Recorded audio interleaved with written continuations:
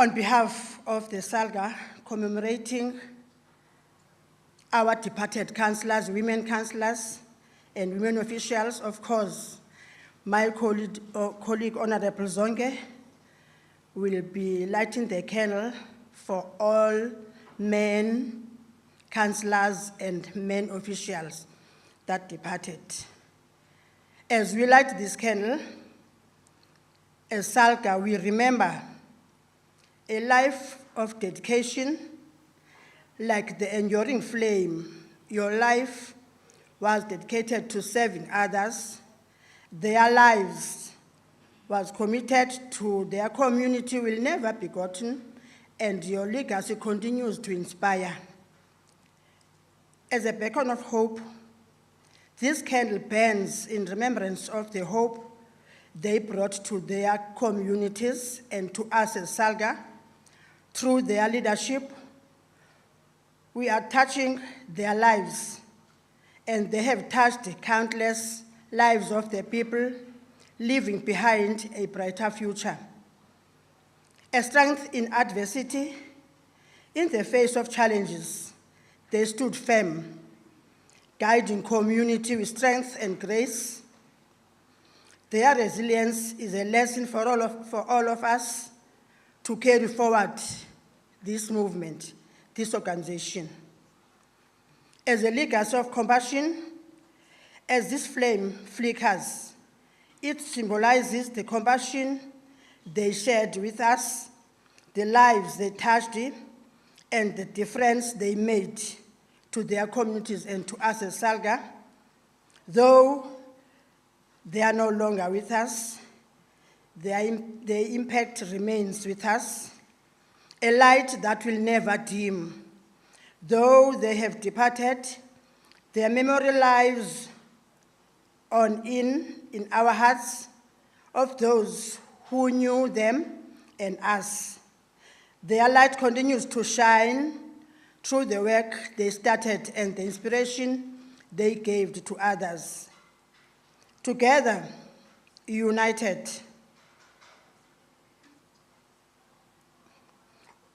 as Salga, we also recommit ourselves to fight gender-based violence and femicide, as their lives are a call to action, urging to break the silence, challenges of injustice, and building a society which is free from violence and fear. As this light burns, may it honor their lives and their contributions they have made to Salga and to their communities.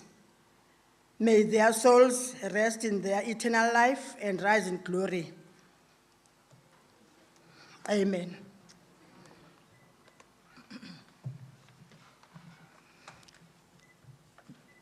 In establishing the protocol that has already been established, as we light these candles in honor of our male councillors and the officials that are males, we light for, because was said, but also for our memories, for determination, and for the love that we would want to show them. We do this in honor of the deceased councillors and officials, which within the local government sector. This serves as a physical reminder of their presence. Illuminating the room, this symbolizes the light they brought into the lives of their families. When they were born, they brought light to the families. When they were appointed in the sector, they also gave light to their own families and the communities at large. The light they brought in their deployment as councillors, who are doing this as a universal symbol of remembrance, of love, of healing that transcends through the cultural and religious differences. May their soul rest in peace. Their names will fly on the screen.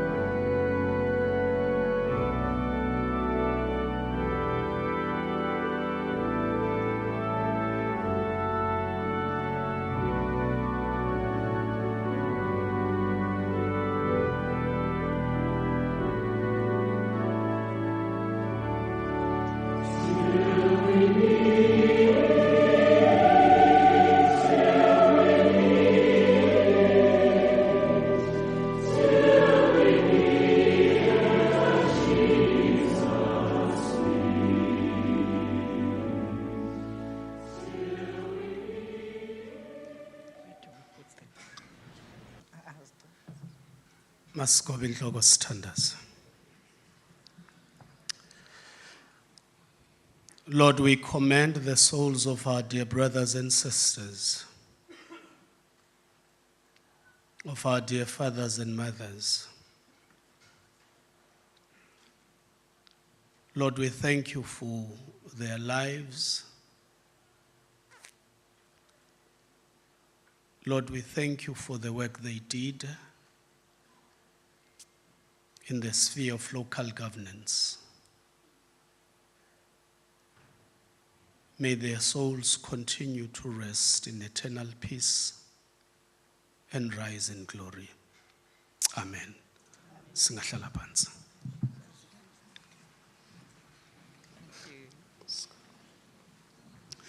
Ngicela ke xa ndizawunikela kutata uMaxhegwana njengo-program director.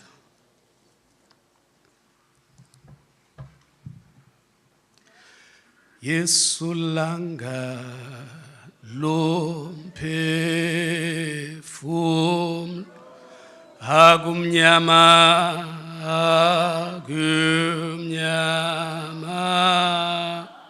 xa Yesu langa Yesu langa phefu kumnyama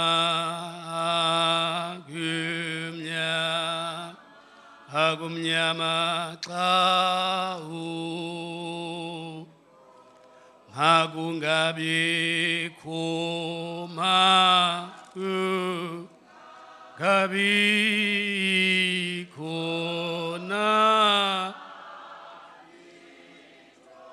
enokundahlula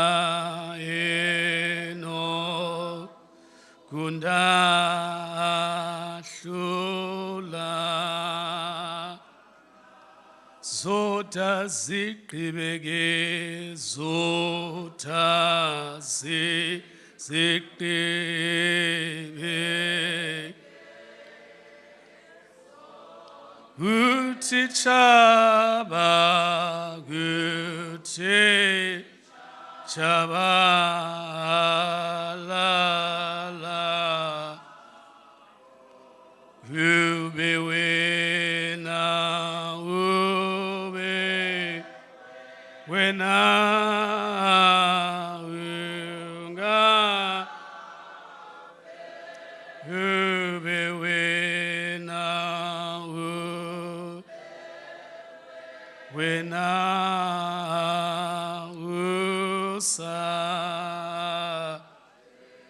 Zota zigqibeke, zota zigqibe.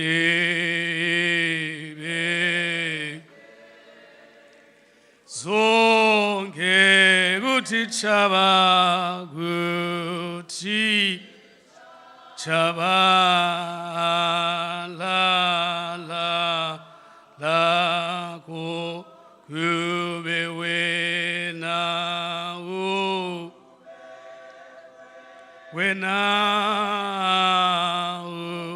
God kube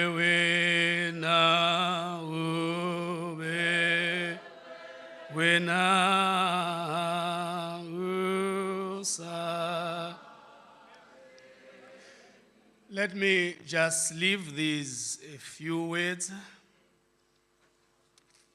as I'm about to call upon the program director. Let me observe the protocol of Salga, starting with the Premier and the President, the MEC present, the Chairperson of the province together with his committee, the executive mayors present, the councillors and everybody else. Greetings to all of your friends in the wonderful name of my Lord and Savior, Jesus Christ. Amen. Within a minute or two, let me start by saying, uba ngabani mhlawumbi bendisecaweni bendizawuthi ndiyajoyina kulo mgomo. Restoring the local government image through building accountable and responsive governance. Now, the word for today as we do the opening devotions is taken from the book of Acts chapter 13, using verse 36. It would be 36a. It reads thus follows. Now, David, after he had served God's purpose in his own generation, he died and was buried with his ancestors. After he had served God's purpose in his own generation, he died and was buried with his ancestors. Now, as we are called here to come and looking at restoration, restoration, it's what Nehemiah the prophet was called by God to do when he saw the walls of Jerusalem being flattened and the graves of his ancestors were a playing field of animals. Now, St. Luke in the book of Acts speaks about David and his own calling. Most of the time, people who go around being a nuisance or being problematic, it's people who have not yet discovered what they are calling and the purpose of their lives are about. But once you are able to discover the purpose of your life, what God created you to be, we will not have to speak about restoration, because restoration implies that there was something there, but somebody along the way tampered with it. And that is why now you have potholes all over. That is why now you do not have clean and pure water. That is why now you have incompetent people who are sitting at the offices. Because of that, then we have to speak about restoring the image. Because we must remember that when we talk about local municipality, you are speaking about the cold face of governance. It is where people interact with the face of governance. And so David understood very well what the purpose of his life was all about. That is the intention of God about his own life. And so once we understand that I am called to be a servant of the people, I am called to be the one who interacts intentionally and purposely with the people of God,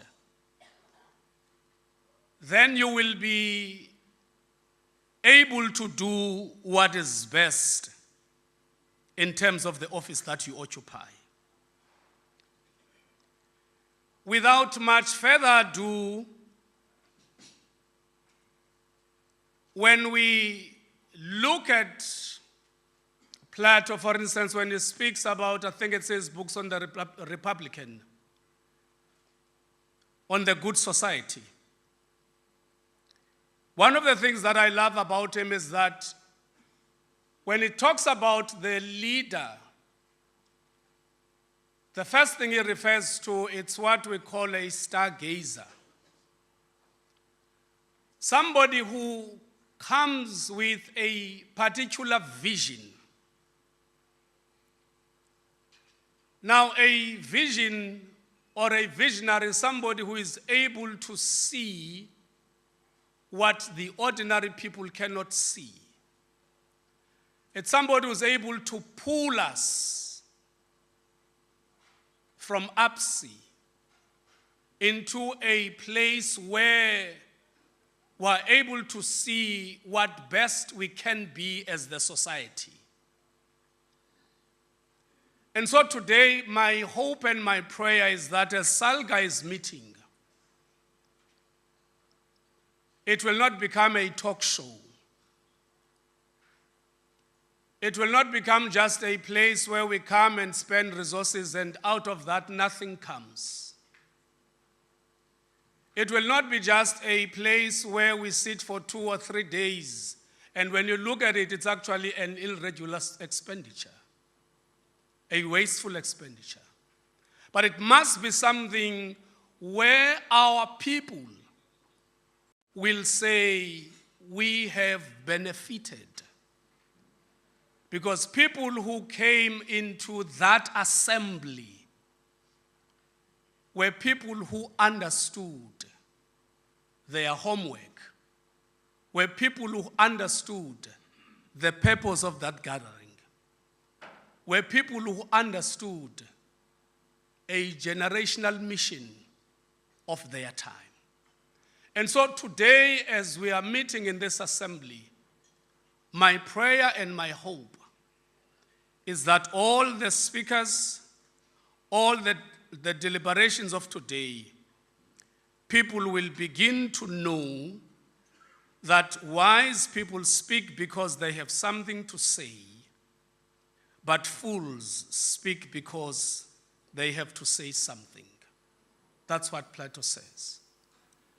And so we can't be here and just be people who are machineries of talking. And yet there's nothing tangible that comes out of it. That is why we need to always emphasize that after we have met last year, what did we achieve? And now that we have met this year, are we able to reflect and be able to be critical to ourselves and say we did not achieve the purpose of our meeting? As I call upon Utatu Maxegwana to come forward, I wish you all the best in your deliberations, and also to say we need to see things beyond our own generation so that we are able to bequeath others a better society than we have found it. In Jesus' name we pray. Amen.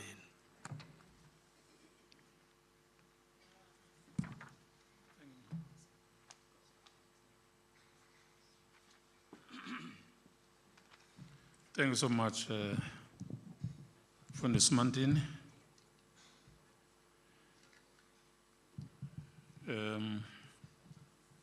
Apa how do you call this? Apa tag, kune QR code ephaya uPremier nimnikanga le tag le.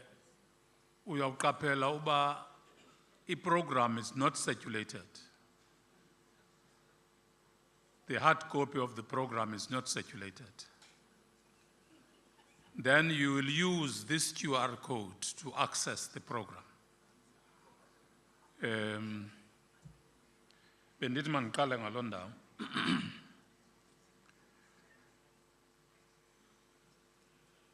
Now,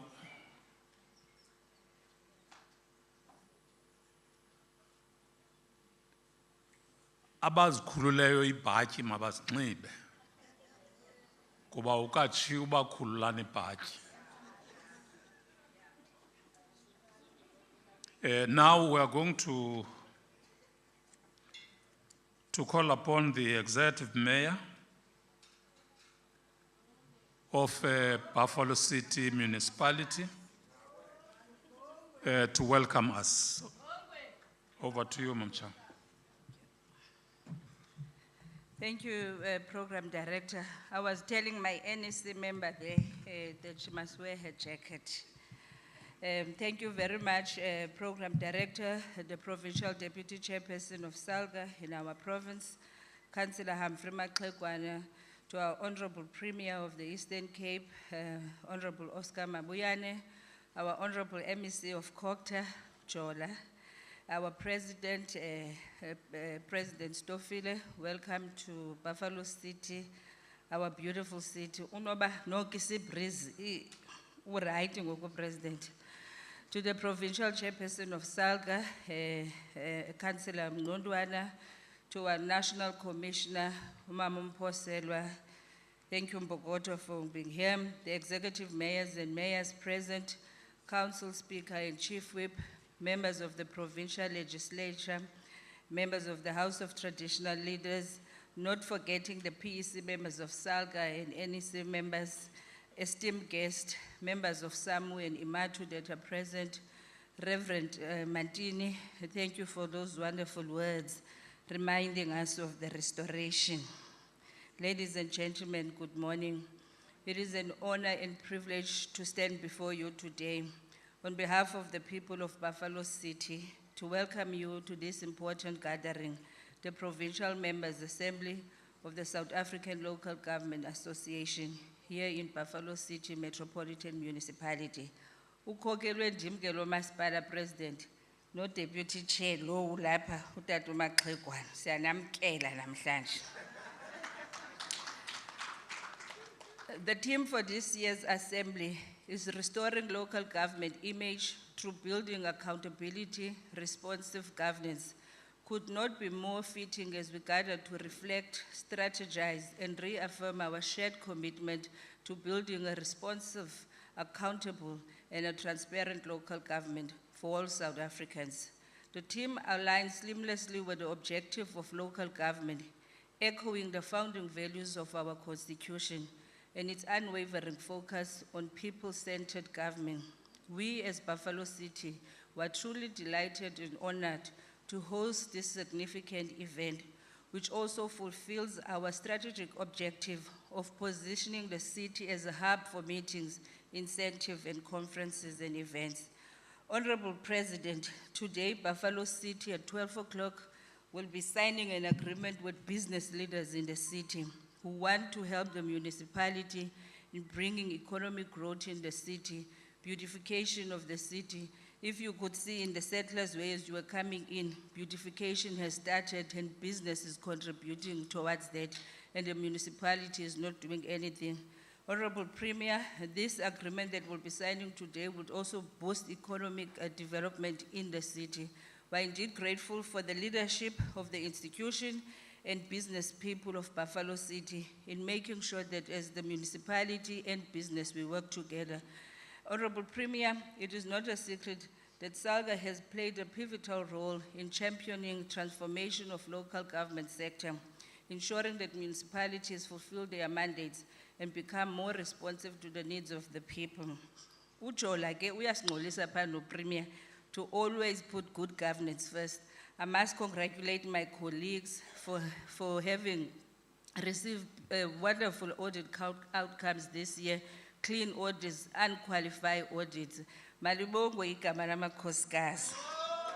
Siyanibulela nani botata. Siyababona otata bayalandela phaa komama uMphoseni.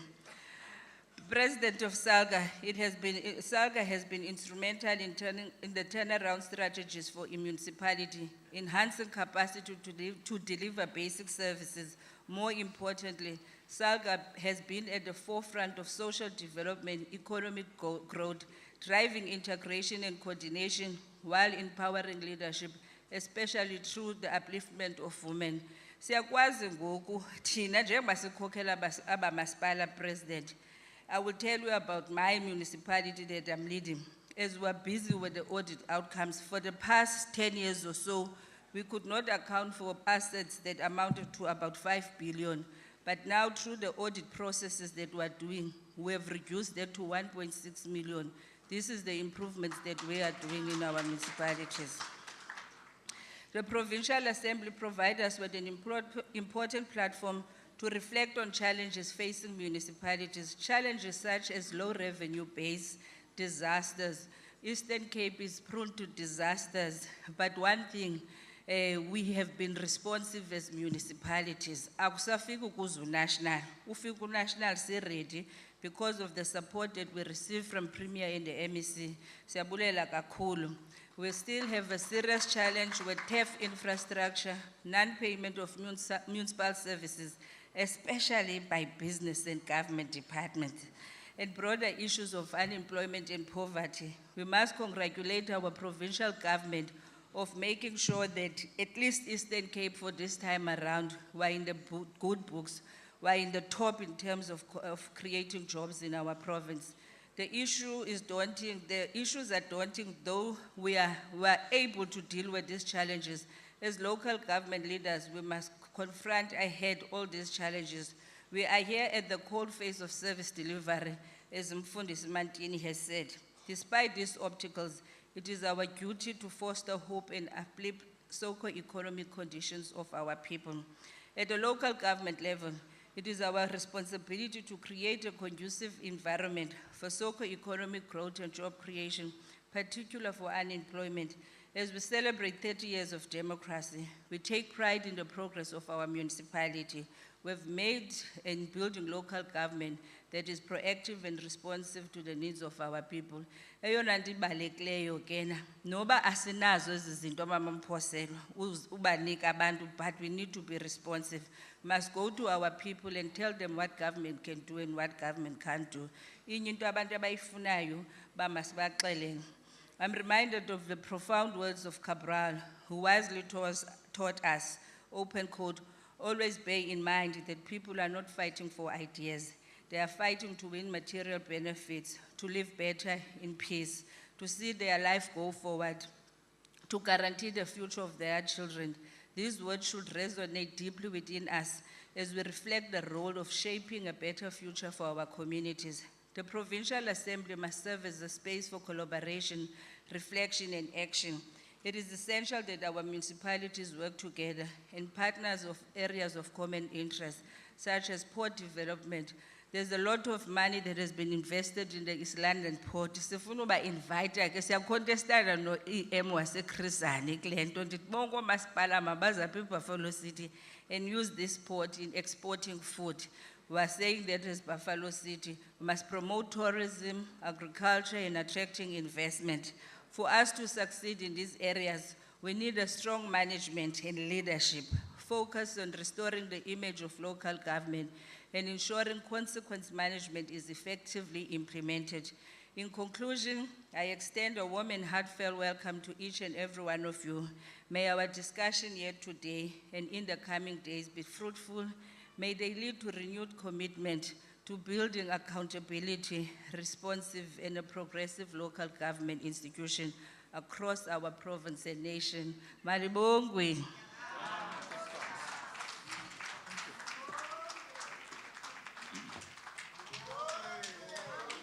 Thank you, Executive Mayor.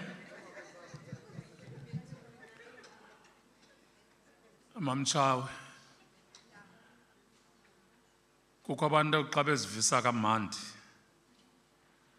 bathi nguThixo ngasentla ngasezantsi ngabo ofako. Kumhlaba kaRharhabe kulona kuwofako. Hayi ngokafako ngokaRharhabe. Nkosi kakhulu members, leadership, we don't have time. So this program will run 5 minutes yako and you say everything. So sizawuqhuba ngolo hlobo ke today because the program emva kwale yiyo esaw engage kuyo. Thank you so much. Nangu umnyufako elandela kule program provincial chair weSalga. Ndifuna kangazilandelela umzekelo oba basezantsi koThixo. Ingathi akho mntu ungomnye kulaa ndawo bakuyo sikhona fako. Thank you so much, Provincial Chair. Over to you. Thanks.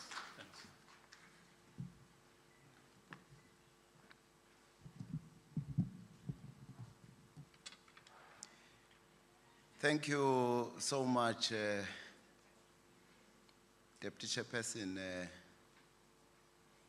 Councillor Maxekwana. Greetings to you first, and greetings to the Premier of the Province of the Eastern Cape. Greetings to the President of Salga, in our midst, Councillor Stoffel, the MEC for Cogta, Ujol, members of the National Executive Committee, the representatives of the Provincial House of Traditional Leaders under the leadership of Ingosi Ukwebnqele. Our host, Executive Mayor, Councillor Faku, who has just welcomed us with a very warm words. Thank you so much, my sister, for being part of this meeting, and thank you once more for the warm and kind words.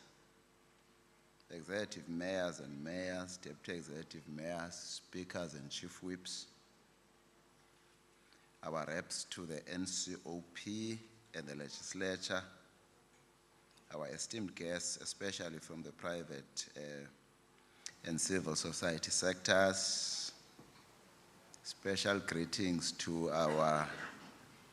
the Office of the CEO of Salga, HODs from Cogta and Provincial Treasury, the CEO of EXEC, municipal managers, CEOs of entities, CFOs and directors from municipalities, our Salga Provincial Administration, representatives of organized labor, our sponsors and exhibitors, members of the media, distinguished guests, ladies and gentlemen.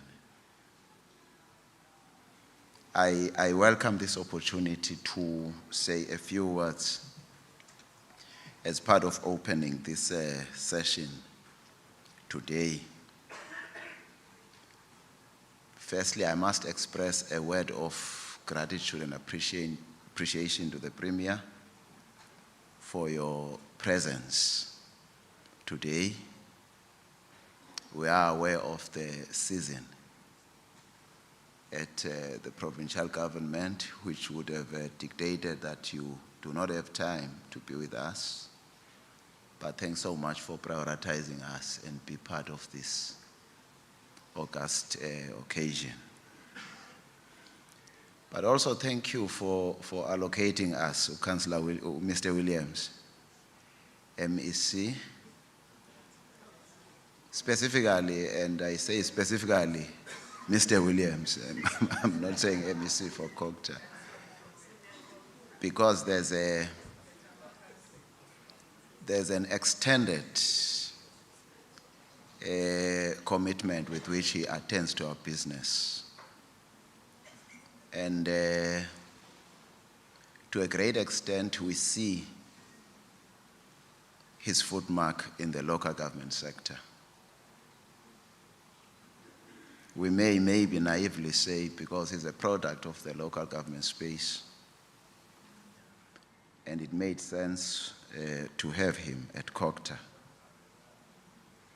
And through his leadership, Premier, I must mention that we have seen great improvements. We have seen great interventions, including through RAS, which you are aware, I know. Uguba, it has assisted our municipalities in the spending patterns to the extent that in the previous financial year, no monies left the province from the local government space. So we really appreciate.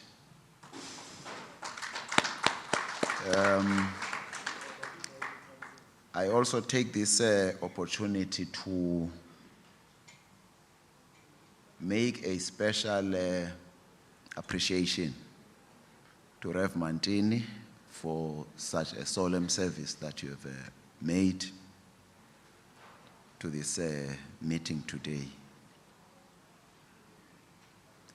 And also join in paying homage to the departed men and women whom we have just remembered through this service, who were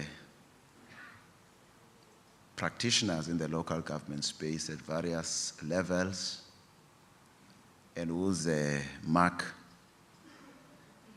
was noticed.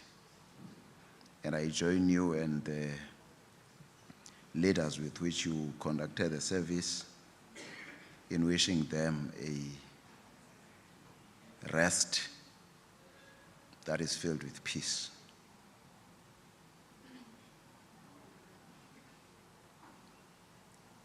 I saw the faces of some of them and quite vividly remembered the various roles that they've played with humility and dedication to the sector. And in that context, Karl Marx, when he writes a letter to his father, he has these words to say that if it be that we live our lives, that they be to the service of mankind, then over our ashes will be poured warm tears of noble people. I close that quote by saying that with the good works that they have done, And for as long as our efforts and activities as Salga and the local government sector live, they continue to live with us through their legacy. I also take the opportunity to welcome with love and appreciation the Deputy Minister was just joining us, uManyauza, uSiqelekazi, uMama uChapha, with whom we've agreed she'll be one of the people who will be talking to this assembly on a number of matters that fall within a portfolio. May I also do note, again with appreciation, the election of Councillor Mposelwa, our Commissioner for Women, to be the National Commissioner. We're elated with this development as the province, as she comes from the province of the Eastern Cape, meaning which we will be convening women to fill her vacancy. We celebrate her election as a women commissioner nationally. We also celebrate the appointment of Ms. Chapha Ntandokazi into the provincial executive. She is our product as Salga. And we think that the pace does tell that she is a local government practitioner. Thank you so much, Premier, for thinking that from us can come someone who can hold such an important position.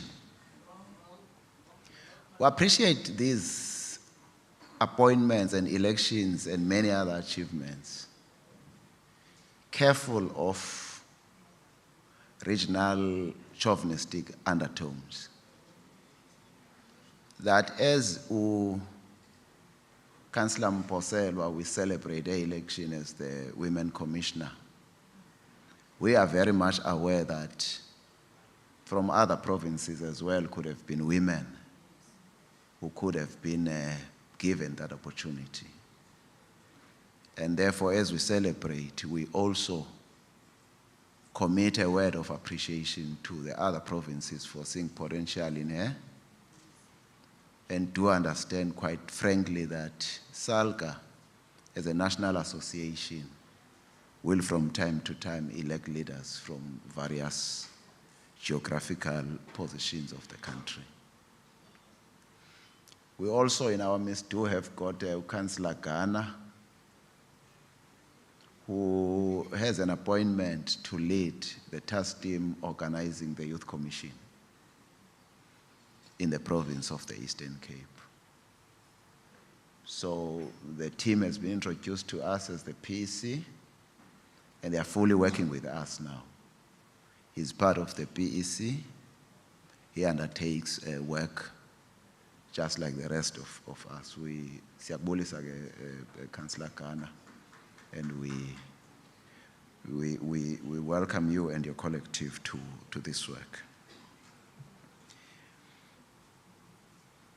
Program Director, distinguished delegates, and our revered guests, it is a great honor and privilege to address this august gathering, where up front as the leadership of Salga, we have declared our intention to frankly reflect on the progress we have made as the sector, commit to rededication by all to vigorously pursue our quest to create accountable, caring, responsive, and people-centered local government. On behalf of the entire local government fraternity, I would like to take this opportunity to appreciate the consistent support we receive from the first citizen of the province, the Premier, and want to say that your eagerness to form part of our efforts to steer The thoroughgoing local government transformation has not gone unnoticed. We thank you for taking your time, as always, to grace us with your presence as the Premier of our province to this premier event of our municipalities. Let me, on behalf of the Provincial Executive Committee, take this opportunity to salute the host executive mayor and the entire leadership and management of the PCM, and thank you for your hospitality and the good conditions in which we find this beautiful historic city of our province. I wish to take this opportunity to welcome back to the sector MEC Williams. Siyabulisa kwakhona Jola. Siyakuthanda sector. Councillor Maxekwana, why indeed gathered here today as the entire local government family is directed by the Constitution of Salga to convene a provincial members' assembly annually. In preparing for this PMA as the PEC, we deeply reflected on how different the 2024 PMA must be from all other PMAs that we have had before. The first critical aspect for this PEC was what should be the rallying call for this provincial members' assembly, and to what extent progress has been made towards realizing the kind of local government we envisioned in the previous ones. And in this regard, the PEC took a decision to revisit the theme to restore the image of local government towards fostering a culture of responsive and accountable governance. You will recall that this theme is tabled as a rallying call for the sector in the province for the third time. First, it was a provincial elective conference, and then a very successful combined PMA and local government summit that was held at Mbizana. While the key elements of the theme seek to focus our attention to the current state of local government in the province, our view is that we have spent many years mastering the art of defining and characterizing the challenges, but less time on what is to be done. And accordingly, for this PMA, the inimitable commitment that we seek from all delegates and participants is to unanimously agree on a set of priorities for the remainder of our term, and for all our municipalities and key supporting departments and entities to adopt as part of our efforts to make local government recenter itself as a strategic cog towards the realization of a better life for our people. It remains our wish, therefore, that this PMA can focus on the business of the municipality, and put simply, we seek to ensure that this PMA emerges with concrete commitments by each municipality to put in place a set of non-negotiable priorities, as the MEC has also put his own non-negotiables to our municipalities, which were of the view that should be synchronized to ensure optimal tapping from that kind of commitment. We hope that when we reach such a consensus as the 39 municipalities in the Eastern Cape, where each municipality can practically self-assess against those qualitative features to master its core business as a municipality. 28 years ago, the founding president, Comrade Nelson Mandela, in our inaugural conference in 1996, issued clear marching orders for the sector. As the former president, in his address to this important gathering, had this to say, I open quote, "You have the task of doing whatever is necessary to ensure that our new local government system serves the needs of our communities. You have the responsibility to make their voice heard and to provide an effective instrument for them to improve their lives." I close quote. And this quote might have been inspired by the appreciation of the fact that the local government sector and municipalities are institutions meant to be instruments at the hands of the people to drive their government, their governance, and to drive their development. That is why local communities always have something to say about municipalities, because they are at their sphere at their hands. They are an instrument that was an achievement of the working masses of our people in the formulation of the local government space, to say there has to be a strengthening of the local sphere of governance so that our people can practically and directly participate on their matters of governance. And we have to appreciate that we at our hands have got the instrument of people for the people. These marching orders are unambiguous, and they are very clear and indeed reflect the core mandate of local government. Perhaps in the context of our theme, they are instructive of each municipality that whatever is necessary must be done to serve the needs of our communities, that we must ensure that citizens are instrumental in all aspects of our daily business as municipalities, and that uppermost, all of these efforts will be meaningless if lives of our people are not improved. And lastly speaking, as the chairman of Salga, all our efforts must be directed at ensuring that municipalities are equipped with the necessary skill and strategic support to realize this mandate. Program Director, let me regurgitate what the former Salga President, Thabo Manyoni, once said, addressing a National Members Assembly we hosted in Gqeberha more than a decade ago. I open quote, "I am certain that you will agree with me that gathered here are the bearers of hope and collective aspiration of our people when it comes to local government transformation. We are therefore the core of leaders whose historical mission must be to accelerate realization of the vision of creating a developmental local government. As we do so, we must remember that our founding president of the Republic said in his address to Parliament, when he said, each historical period defines the specific challenges of national progress and leadership. And for me personally, I belong to the generation of leaders for whom the achievement of democracy was the defining challenge." That is Manyoni quoting uMatiba. With your indulgence, therefore, I wish to state clearly that if there was once a moment where visionary and decisive leadership was required in our country, it is now. Our historical period instructively requires of us to strengthen that democracy to ensure clean administration, grow the economy, and therefore deliver a better life for all our people. It is my considered opinion, fellow delegates, that only if we understand the historical context can we emerge from this PMA with concrete implementable priorities and recalibrate our sense of focus on the core business of a municipality.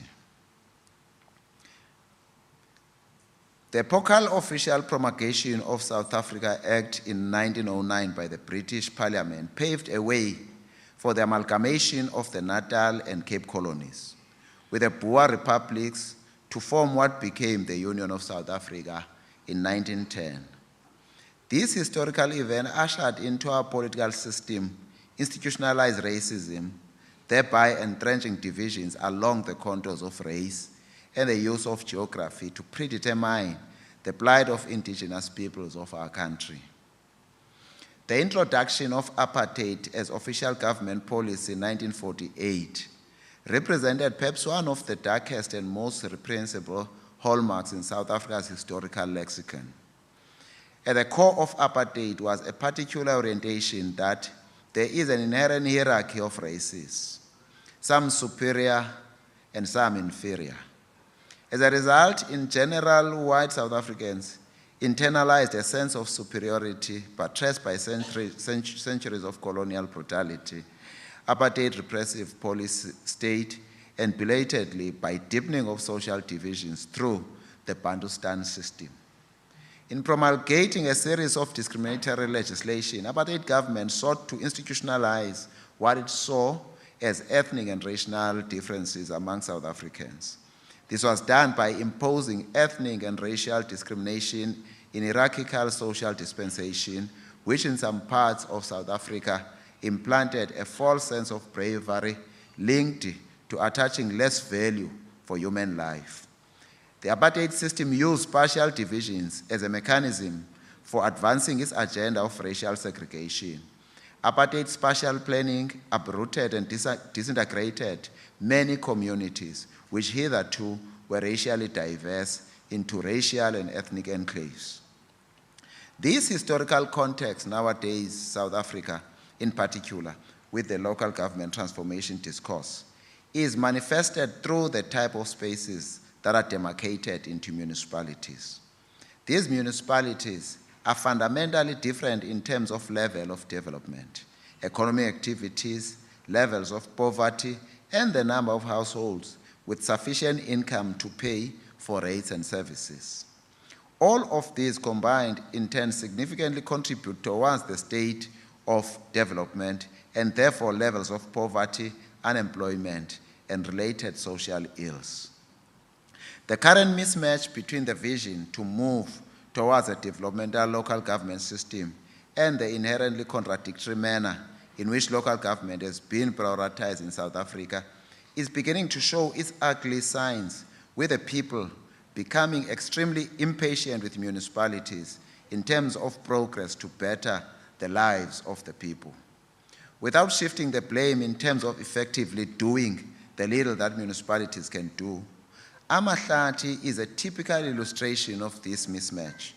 The level of development in this municipality have a direct link with the historical context outlined above.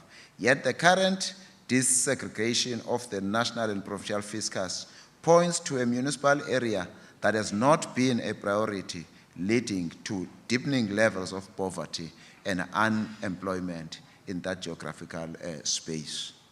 To the ordinary people, all what matters is that there is government that must be responsive to their needs. The structural configuration of our government is of no significance to them, and as stated above, this has led to government and municipal assets, as well as councillors lately, including their families, being at the receiving end of the rage dispensed by angry communities, regardless of the locus of certain powers and functions. Because abantu abazi uba into ethile kufanele uba yenziwaphi, bazi uba into ethile ifanele uba yenziwa kwarhulumente, and bazi uba urhulumente bazomfumana kwamasipala. We must be the first to acknowledge, however, that our municipalities have also not carried themselves in a credible manner, especially with respect to adherence to the fundamentals of the Constitution and local government legislation. The same can also be said of the individual councillors, especially with respect to their availability to engage with the citizenry and service their constituencies. The growing trust deficiency is indicative of the political cost of social distance between our municipalities, councillors, and the communities. This is the context that must frame our strategic deliberations with a view to pinpoint our weakness and with sufficient zest to commit to addressing them.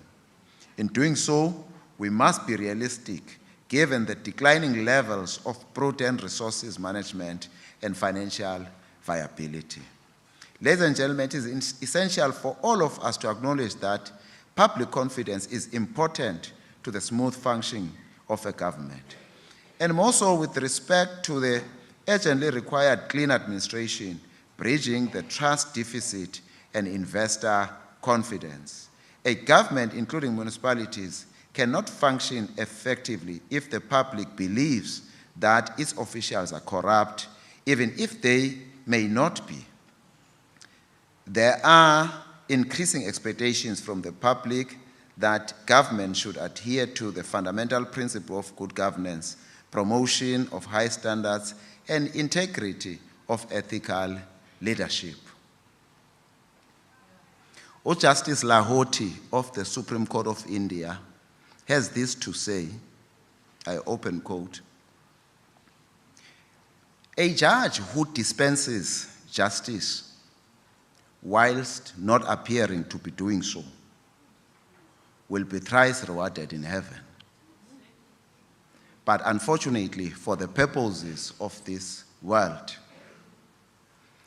Judges must dispense justice, and in addition, they must be seen to be dispensing justice.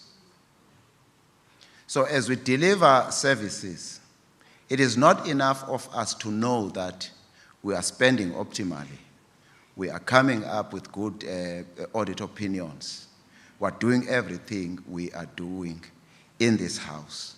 What is important is what people think of us outside. Because as Justice Lahoti puts it, it is good that we dispense justice, but over and above this, we must be seen to be dispensing justice. There's an extent to which our communications and propaganda capabilities relate to this aspect of conceptualization.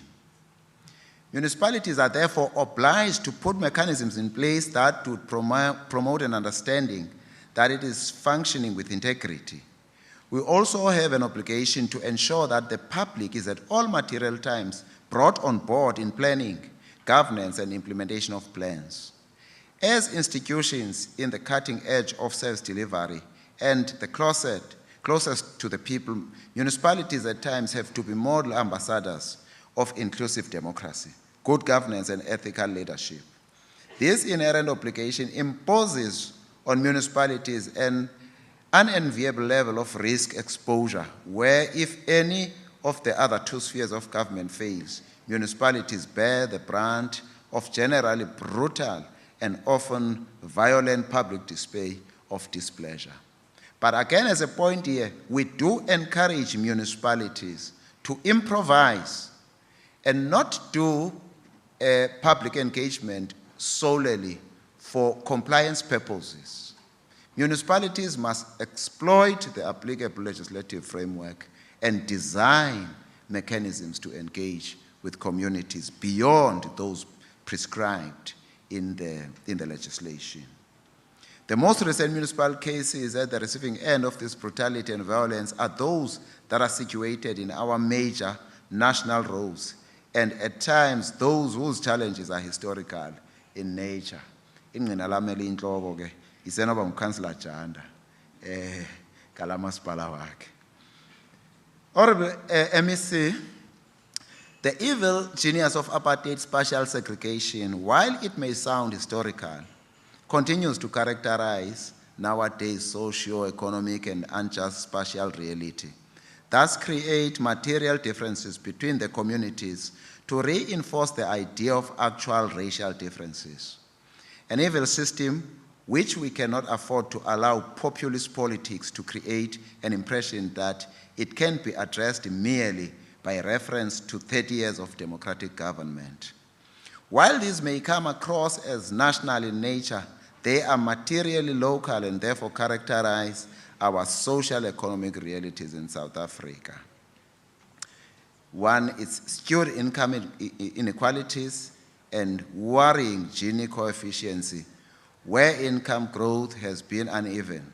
The bottom 20% have benefited from social grants and better access to services. The top 20% have benefited from the rising demand for skills and pay increases, and that those in the middle have been left behind. Wealth remains highly concentrated. 95% of wealth is in the hands of 10% of the population. That almost 40% of the labor force are unemployed, and many have given up hope of finding work in the near future. Our towns and cities remain divided, and poverty is concentrated in townships, informal settlements, and rural areas. Our growth has been too slow, just 1% a year in real per capita terms over the past 25 years, well below that of countries such as Brazil, Turkey, Indonesia, India, and China. The relationship between labor and capital, rich and poor, black and white, men and women, town and township, urban and rural, still reflect the entrenched legacy of colonialism and apartheid. Wealth is produced and allocated along lines that remain fundamentally unjust and manifestly reflect economic dualism. The ownership of assets and the distribution of income is captured by a minority of the population, a situation that is morally wrong and economically unsustainable. The gap between the annual average household incomes of African-headed households and their white counterparts remains shockingly huge. Only 10% of the top 100 companies on the JSE are owned by Black South Africans, directly achieved principally through the Black Empowerment Codes. According to the National Empowerment Fund, the economic structure remains unchanged and unemployment remains a national crisis, the labor market showing inability to absorb the large majority of the labor force into jobs. A few years back, only 8 billion hectares of arable land have been transferred to black people, which is only 9.8% of the 82 million hectares of arable land in South Africa. There are serious fault lines and uncertainty. One, citizens' lack of trust in elites and thus invariable growth of trust deficit between government and the citizenry. Two, growing inequality. Three, globalization benefiting a few. Four, stagnant and falling incomes of the middle class. Stubborn spatial segregation continues being the main determinant in terms of where the bulk of our fiscus is allocated, regardless of the historical context of deliberate neglect. As we stated earlier, it remains our wish that this PMA should not waste time in overly defining the problem, but must be intentional in finding solutions to our challenges and pointedly recalibrate our focus to the core business of a municipality. Sithini na ke ngoko kwezi zinto mfundisi uMandini. Sithini na kwezi zinto.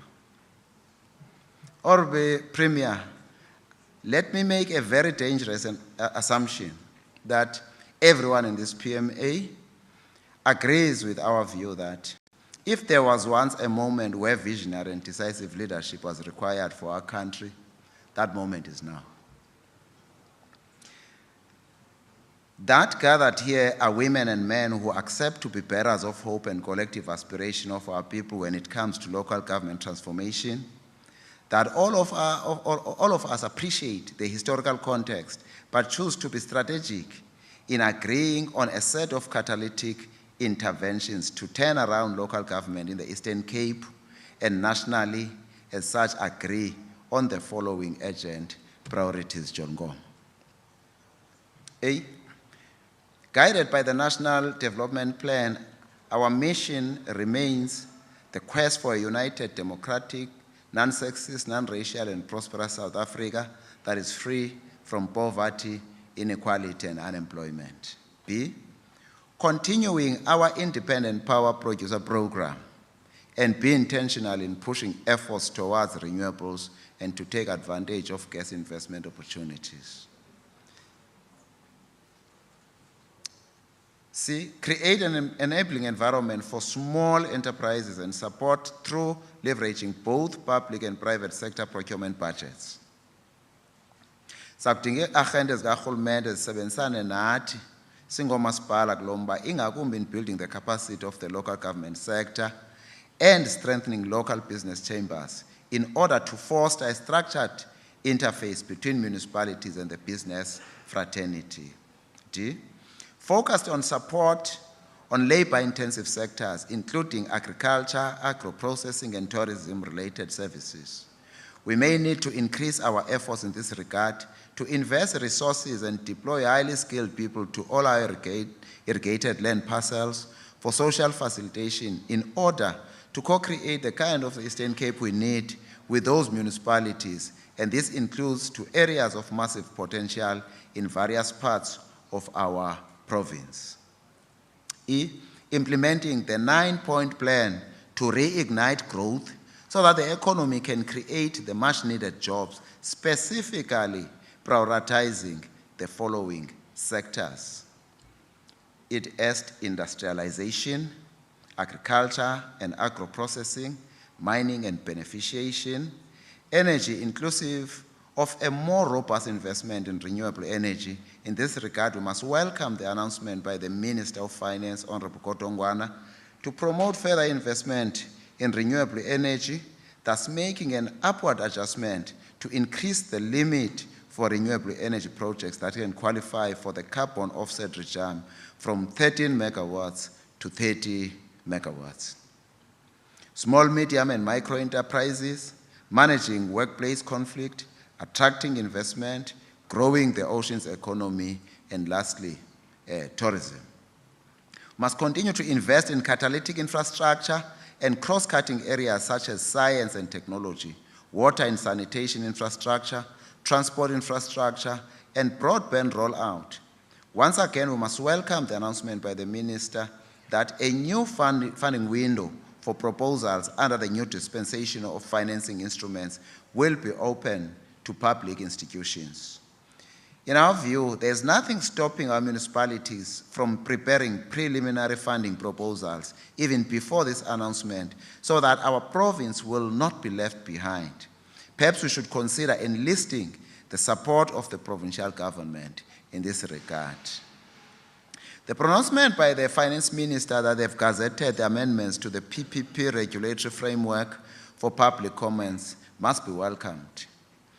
It is important for our municipalities to follow these developments very closely and in essence participate in fine-tuning this legislation. The amendments seek to reduce the procedural complexity of undertaking PPPs, create capacity to support and manage PPPs, formulate clear rules for managing unsolicited bids, and strengthen the governance and fiscal risk. This has a massive potential to unlock investments in various sectors of the economy, particularly here in the Eastern Cape. Working hard to ensure reliable bulk water supply in the various areas of the province to support economic growth while increasing access to vulnerable and rural municipalities. This is a call to action to all of us. We must agree on a concrete deadline by when all the so-called dysfunctional water schemes will be functional and thus enable us to both catalyze economic growth and guarantee the constitutionally entrenched rights to access to water. We must heed the call by the Minister of Finance to continue to safeguard expenditure that protects poor households and that across all three spheres of government and in state-owned companies and public entities, and that those responsible for deciding how money is spent have to do so with scrupulous rigor and care. Our view is that perhaps the time has come for us as members of Salga to commit to hold each other accountable in respect of prudent financial management and legislative compliance. In an effort to curb high water losses, which in some municipalities far exceed the national average, which is currently at 37%, in this PMA, a clarion call must be made to all municipalities to support the War on Leaks program. I must, without preempting deliberations, call on the relevant breakaway sessions to agree on a specific program that must focus on this challenge. This breakaway session should also formalize our quest to introduce some form of cost recovery measures from all those who consume clean water across the consumer base, urban, peri-urban, and rural areas. We must continue to engage with the National Treasury to fast-track the necessary upward adjustment and fiscal reform in terms of funding the local government sector. In our view, this should not be linked to the current review of local government white paper, which we know must correct the wrongs, assumptions that frame the intergovernmental fiscal relations and thus funding of municipalities. Amongst other areas of intervention, which must be reflected in the expected outcomes of this PMA are: 1, working towards greater transparency and consistency of municipal finances; 2, combating fraud, corruption, and introducing cost-effective service delivery interventions across the 39 municipalities in the Eastern Cape; 3, enhance revenue management, including appropriate tariff setting, regular billing, and effective collective system. Linked to this should be a commitment, as stated above, for some kind of cost recovery for use of municipal services, such as clean water. 4, improved asset management, including adherence to 8% of the value of assets being spent on their maintenance. 5, working towards improvement of municipal billing systems. 6, addressing the growth concern with slow progress towards institutional stability, its attendant job evaluation process. 7, putting a stop to the growing salary bill and irresponsible expenditure on overtime. 8, taking the RAS initiative further and properly structure our collective effort with COGTA and others to monitor value for money and project management proficiency. 9, profiling good deeds in the sector as part of improving the image of local government.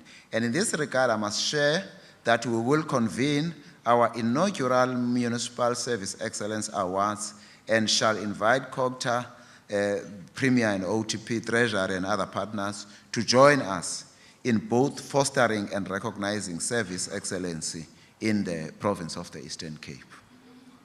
Improved alignment and integration in the delivery of services such as housing, water, sanitation, electrification, and public transport is central to achieving the objectives set out in the Integrated Urban Development Framework. And in our view, the DDM provides a solution to this challenge. Encouraging investment in cities and townships requires initiative of many arms of government to make it easier to start a business, pay taxes, get credit, trade across borders, enforce contracts, and resolve insolvencies. Support to all metropolitan municipalities in current and future undertakings of Catholic integrated urban development projects that will lead the way in reshaping our cities. Substantial investment in township precincts in response to the Neighborhoods Development Partnership Grant. In this regard, we must commend the Honorable Premier's efforts to drive investment promotion and the positive regards over the past few years. However, at Salga, we believe this does not mean we should not heed the call by His Excellency, the President, for all mayors to be champions of investment promotion for their municipalities. Our view is that any municipal-driven investment promotion is space-specific and therefore will greatly contribute towards addressing the past spatial injustices in the province. Our PC Lekgotla early next year will focus on this priority area. As the local government sector, we cannot behave oblivious to the implications of the introduction of electrical vehicles. Already in the Eastern Cape, there are concerns that between East London and Kokstad, there's no charging point for this new generation of vehicles.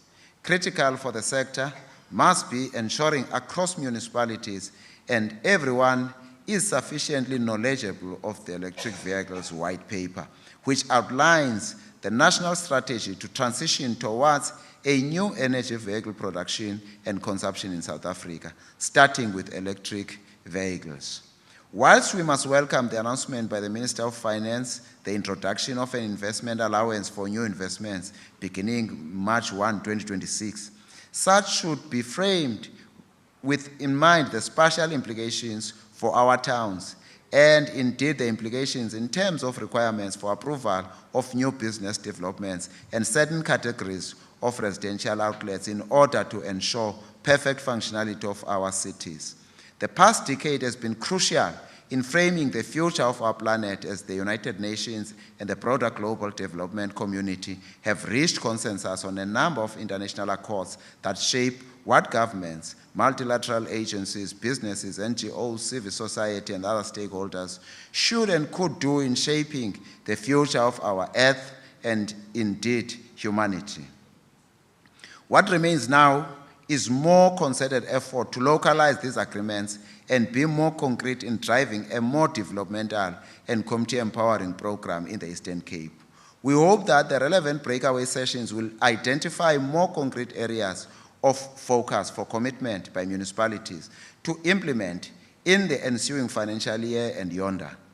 What is crucial is for each municipality not only to understand but fully integrate in their plans provisions for each of the following agreements. 1, the Sustainable Development Goals. 2, Sendai Framework for Disaster Risk Reduction. 3, the Paris Accord on Climate Change. 4, Addis Ababa Action Agenda. And 5, the New Urban Agenda and an urgent need to devolve human settlement function Human settlements is one of the functions that significantly determines the relative location of other land uses and has significant impact on the allocation of municipal resources.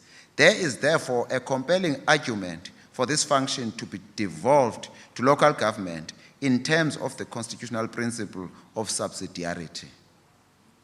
In cases where municipalities do not have the required capacity levels, the devolution of functions should take place on an incremental basis, and support must be provided to municipalities to build their capacity to the required level.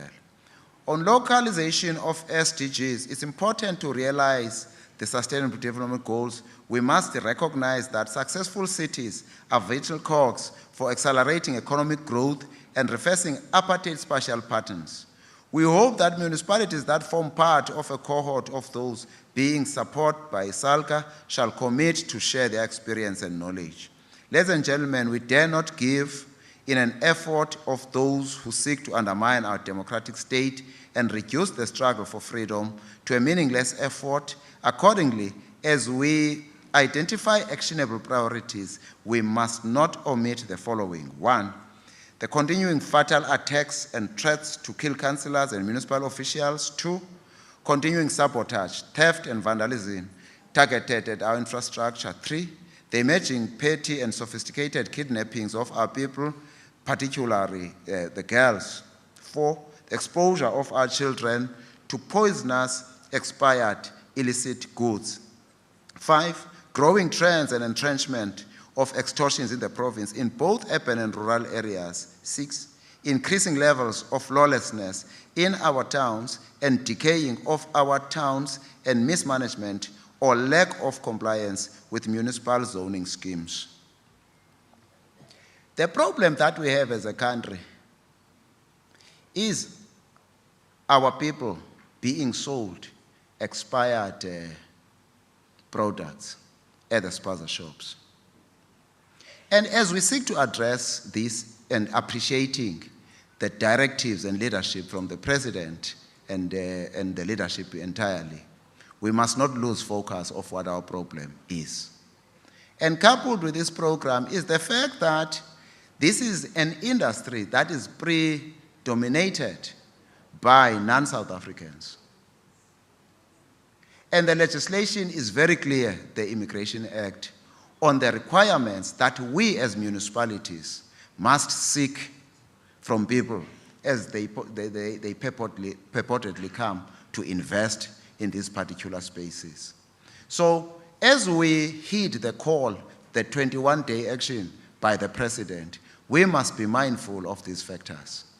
We have to demand that whoever comes from anywhere except for South Africa who claims to be coming to do business, there must be evidence that they have got an investment portfolio exceeding 5 million rands. We cannot have people coming from somewhere to come try and make their life in a sector that belongs to our own people as South Africans.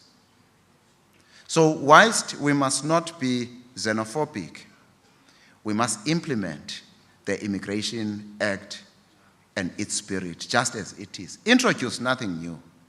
It's clear there what must be contained, and I'm confident that if we can begin to take what is contained there seriously, the problems that we are seeing today will be addressed. But it starts with municipalities knowing their power in passing the bylaws that must give expression to what is contained in the Immigration Act, and then enforce those bylaws without fear or favor. That is the duty of the municipalities. It doesn't matter what the national and provincial governments try to do in this regard. If the municipalities do not know their powers and what they ought to do, we are not going to solve that problem. It lies squarely at the hands of the municipalities. I would have failed to represent our association if I did not acknowledge that last month Salga turned 28 years. An excellent service to our intergovernmental relations system, and most importantly, providing exemplary supportive role, representation, and strategic advice to the local government sector in our country and beyond. Over the past 28 years, significant progress has been made in building Salga into a resilient association of municipalities with a strong, credible voice that effectively influences and initiates the policy and legislative agenda and has achieved tangible and far-reaching gains for local government as an autonomous sphere of government. Salga's focus on improved leadership and technical capacity has yielded a number of positive outcomes, including tailor-made leadership development and councillor training programs. In addition, a number of municipal executive development programs over the years have been rolled out, including several international exposure programs. This contributed significantly to the enhancement of the oversight role of councillors and their understanding of their role and responsibility. We continue to contribute strategic insight at a global level as this organization. For the second term, our president, like his predecessor, is the co-president of the United Cities of Local Governments and also serves as the co-chairperson of the United Nations New Urban Agenda. Ibakhokhela inkosi yamampondo pa. Salga continues to enjoy massive international recognition and currently plays a supportive role towards establishment of similar organizations of municipalities in other countries across the world. Honorable MEC, inasmuch as many would want us to believe that our system of local government has failed, we wish to dare ask them the following question, lest people choose what to opine on.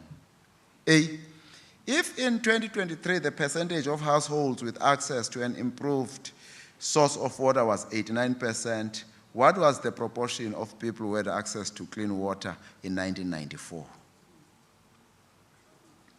If in 2023 the percentage of households with access to improved sanitation was 83%, what was the proportion that had access to sanitation in 1994? If in 2023 the percentage of households that were connected to the electricity supply from the mains was 89.8%, they must tell us how many people had access to electricity in 1994.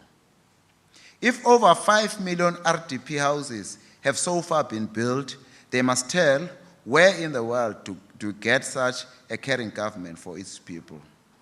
It is not my intention to outline statistics in terms of the state of access to basic services today, and all I'm doing is remind all of us that these and many other untold services were delivered by local government. All I'm trying to do is remind us how well we have done to invent the future we want. Regardless of the growing local government pessimism, we have a good story to tell. It is therefore important for all of us to constantly remind ourselves of what O.R. Tambo envisioned in 1977, where he said, I open quote, "Comrades, you might think that it is very difficult to wage a liberation struggle. Wait until you are in power. At that stage, you'll realize that it's actually more difficult to keep the power than to wage a liberation war. People will be expecting a lot of services from you. You'll have to satisfy the various demands of the masses of our people. So we must not act as surprised." As I stated earlier, we're gathered here to critically reflect on progress made. Yes, we're proud and always willing to share how well we have done as the local government sector. We're also very much aware that a lot lies ahead and had taken a decision to use the Provincial Members' Assembly to identify a set of concrete priorities for the sector. Because until poverty is eradicated, our job is not done. Until our economy grows and substantively decrease unemployment, we have massive work to do. Until inequality and spatial injustice is addressed, there remains justification for the thoroughgoing local government transformation. We're indeed pleased that there's been a significant decrease of municipalities getting an adverse and disclaimer finding by the Auditor General, but shall not rest until no municipality fails a legislative compliance test. We shall not rest until there is tangible correlation between a municipal audit outcome and the plight of the people. We shall not rest until all communities are habitable and safer. We shall not rest as long as our towns remain dysfunctional and lawlessness remains. We shall not rest as long as there are signs of maladministration and corruption. We dare not fail our people. And I'll conclude by borrowing words from Comrade Steve Biko, who envisioned We have set out on a quest for true humanity, and somewhere on the distant horizon, we can see the glittering prize. Let us march forth with courage and determination, drawing strength from our common plight and our brotherhood and sisterhood. In time, we shall be in a position to bestow upon South Africa the greatest gift possible, a more human face. Let me record this. We have set out on a quest for true humanity, and somewhere on the distant horizon, we can see the glittering prize.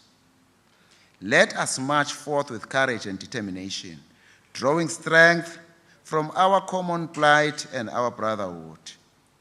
In time, we shall be in a position to bestow upon South Africa the greatest gift possible, a more human face. I close, God. Thank you very much, Chairperson.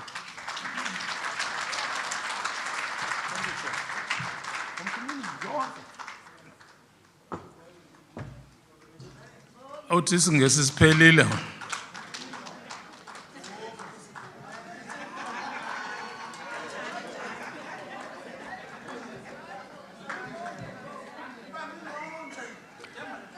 Thank you very much, Provincial Chair. Uthi ningaphindi nimkhumshise ngokukhumshe saphela isingesi. Siyabonga kakhulu. Some of the things that he raised. Don't allow yourself to be a statistics when you are a leader.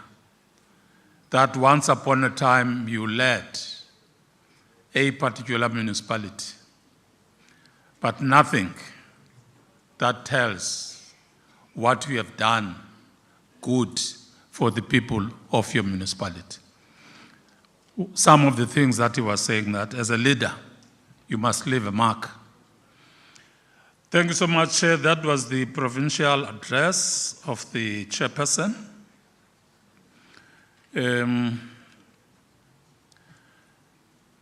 And I think those who are taking notes for the grand debate, a number of things that the chair raised will definitely fit in that grand debate.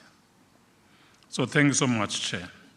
I'll now allow for 30 minutes messages of support. The first two are recorded, Imatu and Sabo, and then the others will be done in person, physically. Izisu zenu ke ndiyazazi aba bazawenza messages of support. Ubude bazo. So say everything in 5 minutes. I'll allow Imatu ngokwe program kuchiwo ke. Imatu and Samu. They say it's pre-recorded. Can we get those two messages?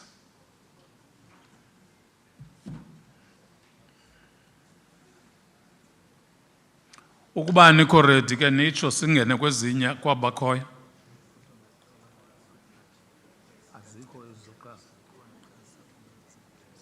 All right. Azikabe ready kakuhlezi.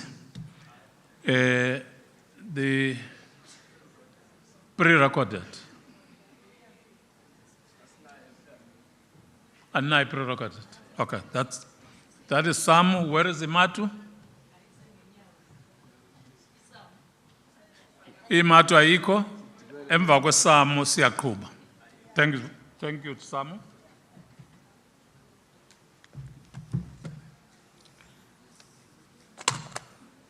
We spend only exactly 5 minutes. Program Director, Dr. Humphrey Maxekwana, Eastern Cape Premier, Oscar Maboyan, MECs present, national leadership of both national and provincial of Salga, Deputy Minister who's present, Executive Mayor Buffalo City, the hosting municipality, delegates and staff present, invited guests, allow me to say greetings to you on behalf of SAMU in the province of the Eastern Cape and members of SAMU across the province. Program Director, I really appreciate and feel honored to be given this opportunity to address Eastern Cape Salga Provincial Members Assembly on behalf of South African Municipal Workers Union. Program Director, I want to highlight the following. Firstly, I must say it upfront that we are impressed by the theme of this August gathering. I quote, restoring the local government image through building accountable and responsible government, close quote. This theme indicates the commitment that has been demonstrated on a period since the establishment of new local government set up after 1994 democratic breakthrough. Secondly, Program Director, as South African Municipal Workers Union in the province, we are full behind driving a democratic and transformative local government to serve the interests and aspirations of the people of the Eastern Cape. Thirdly, Program Director, as a labor union, we coexist with the employer to change and render services to our own people. We are not going to tolerate and accept union bashing by those who are entrusted with the responsibility to drive transformation agenda. Some exist to represent workers, and the notion of political leadership in municipality in interfering with union matters or affairs must come to an end. We want to indicate once again, Program Director, that we request leadership from various municipalities in the province that must stop this interference because it creates anarchy and challenges within the union. There are some municipalities that are deliberate not complying with National Bargaining Council on both wage negotiations and payment of third parties. And it became naked and evident when the two-pot system came into operation. Program Director, allow me to make this famous quote given the current political and ideological posture in our country, which was quoted as well by the Executive Mayor of Buffalo City, which I believe perhaps we shed some notes there. When Amika Kabara makes this point, I open the quote, always bear in mind that the people are not fighting for ideas, for the things in one is head. They are fighting to win material benefit, to live better and in peace, to see their lives going forward, to guarantee the future of their own children, close quote. Residents, Program Directors, are not benefiting equally from the constitutional rights, affecting their economic well-being and social cohesion. Public trust in the government's ability to deliver services has declined due to government's failures, weak leadership, unethical behavior, lack of accountability, poor consequence management. A path toward unethical leadership with systematic corruption remain in place. Furthermore, slow and poor performance by the state in response to many challenges, including prevention of unauthorized, irregular, fruitless expansion, as well as wasteful expenditure. Program Director, given the above highlighted challenges, I so wish the theme of this important session of Salga in the province of Eastern Cape Provincial Members Assembly could be realized by most municipalities in the province to bring back hope to our own people. Let's work together as a united force in making sure that we build the legacy during our time of leadership. I therefore, on behalf of some, wish this Salga Provincial Members Assembly a success. Thank you very much, Chairperson. 5 minutes. In the complex, that's why I summarize the whole meeting.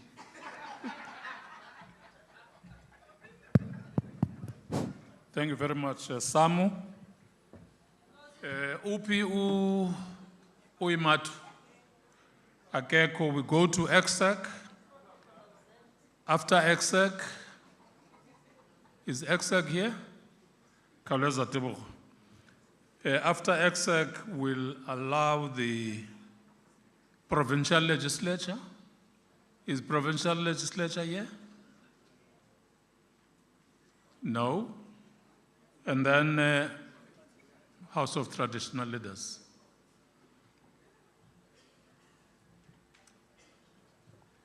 Go ahead, EXEC. Thank you. Program Director, Honorable Premier, MECs, mayors, councillors, my fellow colleagues, good morning. I've been given a very big responsibility to fill, to deliver EXEC message of support on behalf of EXEC board chairperson. So on behalf of all stakeholder constituencies of EXEC, as we know, EXEC is a constituency body of which Salga is a member of. EXEC wishes to extend warmest greetings and unwavering support for the Salga conference held today. This gathering of local government leaders, experts, and stakeholders marks an important moment in our collective journey towards strengthening the pillars of governance, service delivery, and sustainable development. The Eastern Cape Salga PMA takes place on the backdrop of a development convention. This is a convention that brought all the stakeholders and their leaders in the province to shape a socio-economic development agenda for the province. It comes also after the 29th General May elections, and it happens in an ever volatile, uncertain, complex, ambiguous environment in which we live in, as we can observe every day, and in the news taking place almost daily. So recently, Salga participated in an EXEC board strategy session that foregrounded knowledge, co-creation, and innovation as the guide to rupturing the system for development, path creating, away from this path dependency system that we are at. We were even graced at the occasion to be addressed by the Honorable Premier, who gave us a line of march in terms of the development agenda that EXEC needs to facilitate for the province on behalf of all its development partners, and Salga was part of, and that's the content that we are bringing as participants also in this conference. This conference serves as a vital platform to foster collaboration, share best practices, and develop strategies that will address the present challenges facing our municipalities. As we convene at this conference, we are reminded of the critical role that local governments play in advancing the socio-economic development agenda of our nation. By sharing knowledge and uniting our efforts, we can build communities that are resilient, inclusive, and empowered. Resolutions of this PMA must assist in shaping and fetching the future beyond the next 2026 local government elections.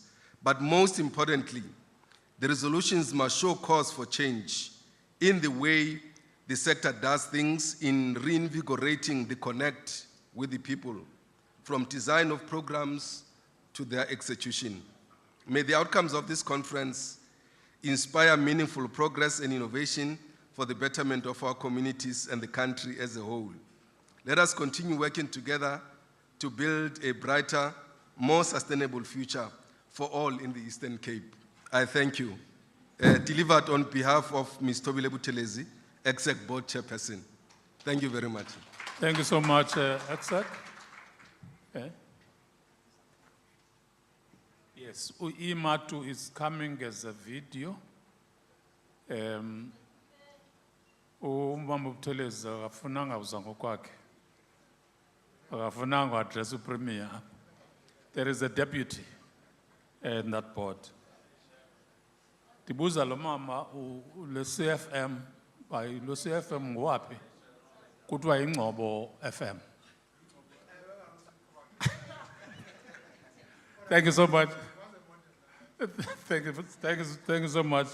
Can we have Imatu video? The only video.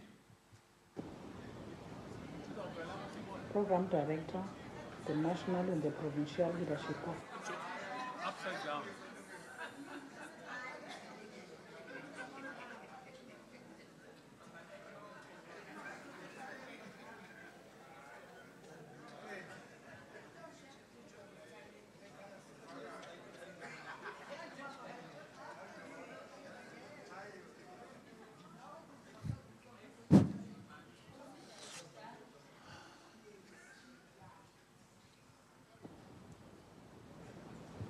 Program Director, the national and the provincial leadership of Salga, members of the PC, Office of the Provincial Premier, and the MECs present, executive mayors, councillors, municipal managers, and other officials, representative of organized labor, and the representative of the House of the Traditional Leaders, delegates, distinguished guests, ladies and gentlemen, kindly accept my warm greetings. I am gratefully honored and humbled to have been afforded an opportunity to deliver the message of support on behalf of Imatu on this important occasion. Our relationship with Salga dates back to 1997, leading up to 2001 in the establishment of the SLGPC, which is the bargaining forum in the local government sector in which Salga, Imatu, and Samu are the founding members. The relationship that Imatu has with Salga is characterized by our own common objective of harmonizing the workplace environment within the local government sector and to provide the quality and sustainable service to our community. This is done through the number of collective agreements concluded since the establishment of the SLGPC. Our bargaining forum aim at harmonizing industrial peace in the sector. This summit is convened under extremely difficult circumstances in which Salga has engulfed by two sad deaths of Mr. Rio Noluchungu and Mr. Zwe Ndlala.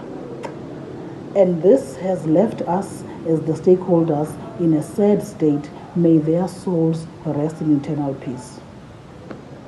As we have gathered here under the theme Restoring the Local Government Image Through Building Accountable and Responsive Governance, it is an open secret that many of our municipalities are facing challenges and some are in a state of paralysis. We find our municipalities in this state of affairs due to the lack of responsive governance, large-scale corruption and incompetence, which hampers the growth and development of our communities. Singabasebenzi, we are confronted with uncertainty in the non-payment of our third parties deduction, such as pension funds and medical aids and other related policies, while being regularly deducted from our salaries. And this we must express as a disapproval and condemn with the strongest possible term. It is a total disregard of our collective agreement. In the same breath, we need to appreciate and acknowledge municipalities that are flying the flag high, like Semu and Jo'qabi District Municipality, Noma, and the Winnie Matigizela Local Municipality. Jo'qabi and Winnie has achieved 3 clean audits for 3 consecutive years, while Noma is on its 2nd year. Semu has 9 clean audits in the 10 years. We can only hope that we will learn from them. As Salga, Salga will be deliberating and engaging in committees. Imatu wishes you, the Ghana, enough strength to collective wisdom to ensure that the stability in our municipality is restored. Imatu therefore wishes you a very successful Provincial Members' Assembly. Thank you. Amandla.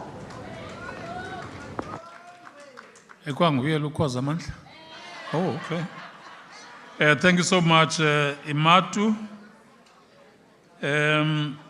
We'll now call upon the legislature icona. 1. No. The Provincial House of Traditional Leaders.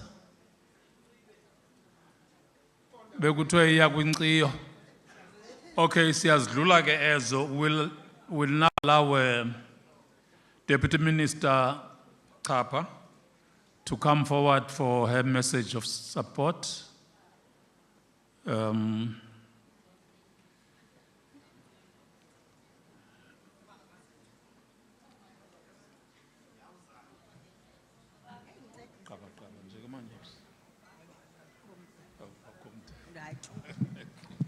workshop amle. Mandi phakame dibulele kakhulu ukwamkelwa nguwesihlalo walomhlangano imbali kwingingqi yase Eastern Cape ndinqena ukuthi Mpuma Koloni. And good morning to all your guests, which I believe are also include investors and the other important organizations that support our local government. Tatu Mabuyana, ndingumanyawuza ndiyanibulisa.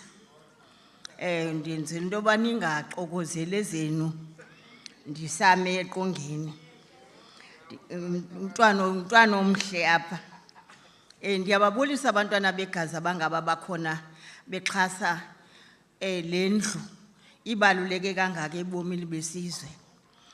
Imbangeli yokuba ndibulele ukufakwa nam to be included in this participation is because I do want to consolidate the relationship that is created a MEC for local government structurally and by our constitution, which defines the spheres of government as being three: your national, your province, as well as local government. It states very well that these are distinct. So there's no overreach. Abantu abangalawuli ezindaweni abangalawuli kuzo. And number two,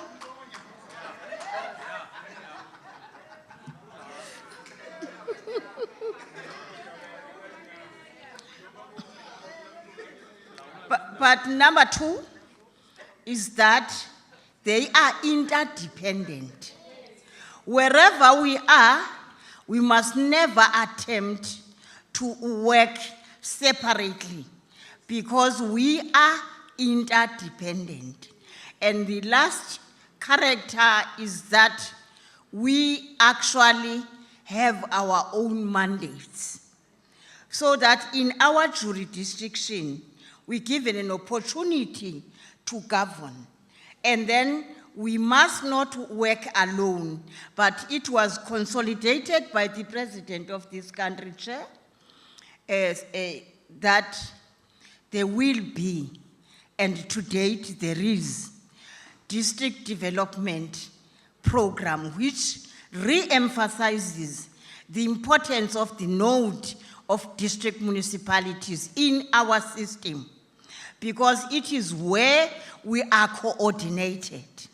That's why we don't have cities to run as district municipalities, but we support and engage and embrace all our municipalities in our area of jurisdiction.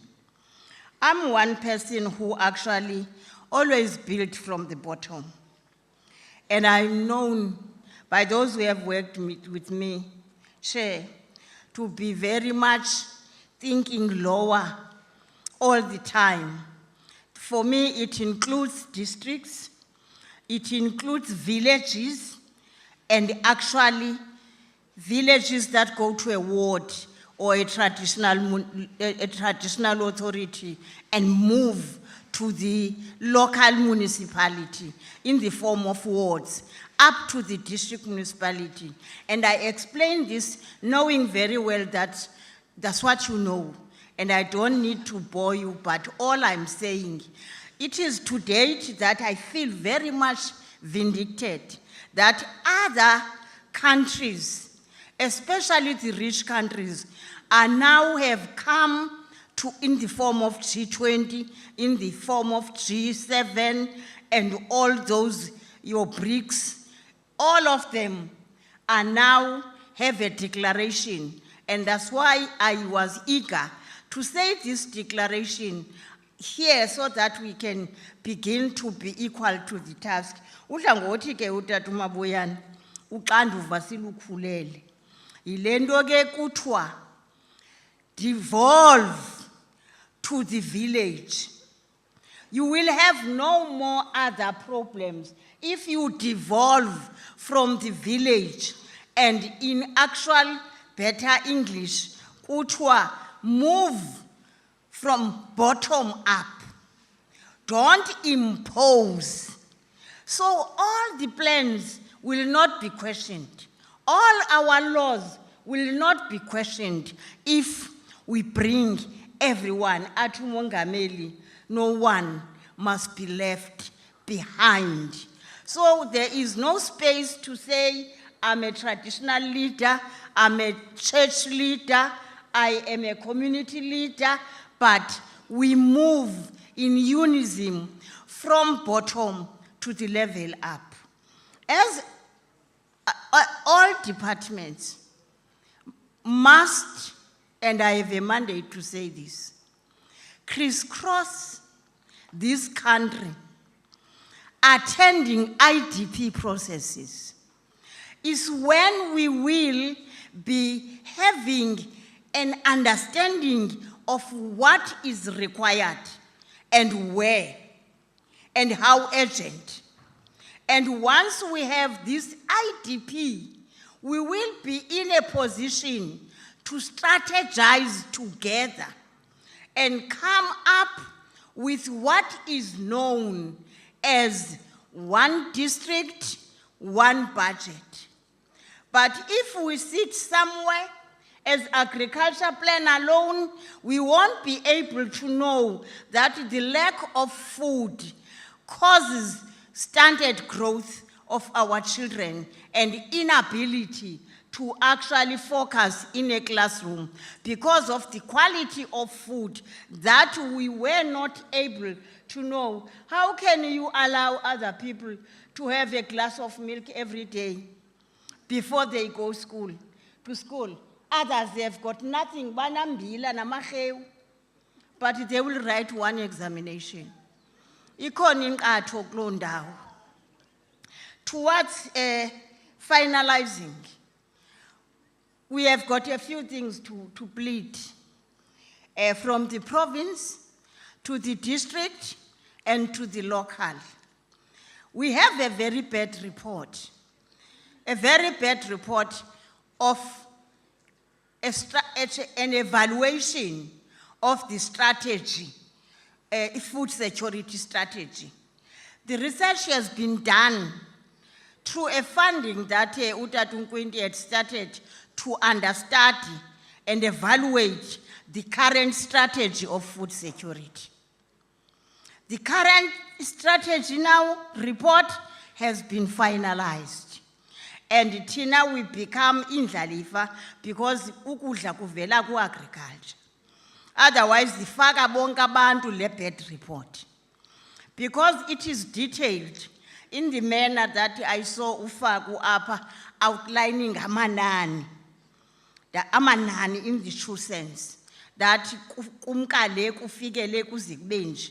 Abo bantu ke I've requested that they be here tomorrow, technically. But I won't allow myself to be spoiled and send officials to a political forum of this nature. So I felt I must come here, give an account as to why we should receive this report. The report has actually been finalized bisenziwa Human Science Research Council. They were paid enough funds to actually do this investigation. It says we are worse than we were. When I was becoming a mayor, OR Tambo was better. Alfredo was better. What has changed is that our number one of being poor has now been replaced by Northwest. We are number 2 in Northwest. And regions such as Christiani, Wild Coast side, that is your OR Tambo and Alfredo, are said to be, they are actually stated. But the characteristic that is worrying is that the issue that relates to agriculture, to education, our children cannot concentrate due to less food they're supposed to take. They are stunted, which means they are less tall than their age. Bangaphele. Zininzi ke izinto ezishiwoyo ezininzi engeke ezilungela ababantu bazawuzichaza nangemeters. Finally, le report asizama ukuba ke Tata uMabuyana masithanda ukuyirefute. I have agreed with MEC Sambat, because after it was launched, but already it was launched before it was presented to the department which owns it, for us to receive a draft, read it, input, give it to them back, and then adopt it before it goes, and then goes to these particular villages that are championing this issue, and say to them, guys, there is this report about you that is ethical. But what we are saying now is that let's take it to the relevant structures, one being Salga. We actually, when it was launched, all our MECs and HODs were present, but we were believing that they will be fast moving to all structures to say, hey, there's a wake-up call. We are in a problem. Finally, of the final, is that the report, I so wish, will be handed over to all councillors. They will agree with many areas, but councillors cannot be away. I listened to the provincial chair of Salga. He continuously spoke about economy, but Sizgulana Skafaku, it can't be true that local government, LED, akadili nokulima, because this is a rural province. Yonke into imele uba ikwi-LED. I'm not saying anyone must give money to the district. I'm saying must come with information and amount and areas to be attended to. It will be a historic day when each councillor would wake up and say, mangaka amataka namagutsha azelwe kule ward, kule nyanga. Mangaka amataka namabhokhwe azelwe kulo nyaka. Ukwenzela into yoba sikwazi ukuthi sinantoni ndawuni, and therefore how are we supposed to support these? Ayikele yeyokugqibela kungabi nabantu bokucima umlilo.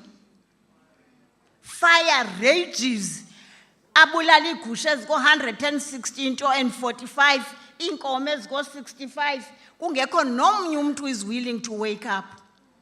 Awuhlangabezi. So ndicinga into yoba ke le program I've consulted DDG responsible, Mr. Sirach. Let's start now, Honorable Premier, to train villagers how to fight fire, and also put some ways of transport to surveil ngakumbi ezinto zindiza phezulu. Sesibanikile eziyi-9, 1 per province, so that you can surveil and then have small bakkies that can actually surround the fire before it is raging and everyone becomes in danger. Kodwa ke za drones sizoba nayo imali. Hayi iDG yami ndixelela into yoba xa siyifuna le mali yezi drones singabethi ilitye intake enye ngelitye, yes, whatever it is, but iyawusinceda uba sikwazi ukusurveyila umlilo, sikwazi kwakhona ukusurveyila iweather, sikwazi also ukusurveyila amasela ebinkomo zethu. It will be a huge project, and therefore I wish you well. I congratulate you for this success, especially where our officials, our people are really happy. Kuyaliwa man xa kukhona into enje. Kuyafundekelwa kuyathwa kodwa nina nimandi. Bamandi abantu abalapha. Inene ndiyabulela. Thank you so much, Mama Kapa. Uvile ke mos MEC Williams. Akufuneki overreach. Umuntu makalawule kule ndawo akuyo.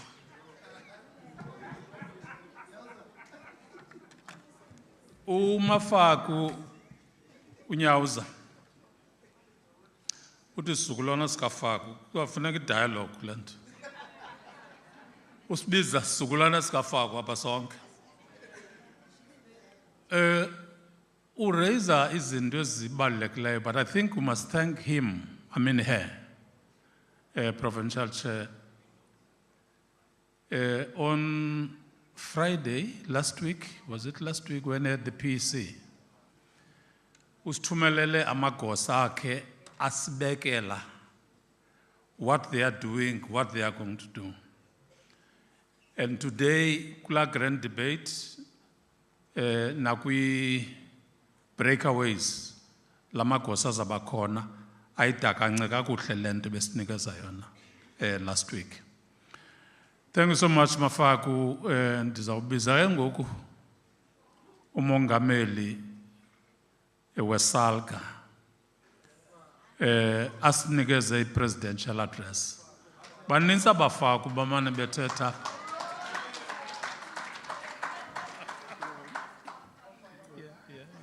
No, thanks. Mphathi nkqubo mkhuluwa kuthi sonke abaninzi abalapha, inkosi zakuthi ezikhona apha phakathi kokuhlala, undunankulu wephondo ekuthiwa liphondo lengqwele, umntu wesithathu ukusuka kuThixo,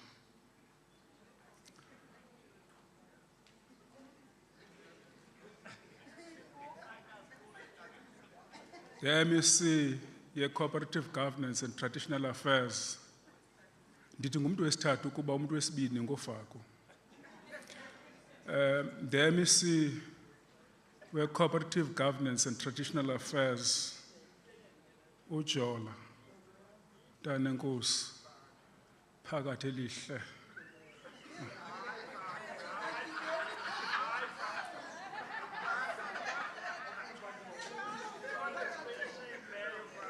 Members the National Executive Committee, yes, South African Local Government Association, Ujanda Ndumbonile, Umamu Peping Ndumbonile, bakhokhelwe nguLerato, and I hope uLerato we have managed to taught here closer into detail because we send here in the Eastern Cape. U-Executive Mayor we-city ebizwa ngoba nguBuffalo City. And thank you very much for welcoming us. And yes, I've been here since Sunday. I've seen some improvement, but it's not enough. The executive mayors, speakers, councillors from various municipalities in our province. Of course, I can't forget umntakwethu, the Provincial Executive Committee, yeSalga in the province. Masilbulele Ltuba. Listening to the report presented or political opening statement made by the provincial chair, it reminded me of few things.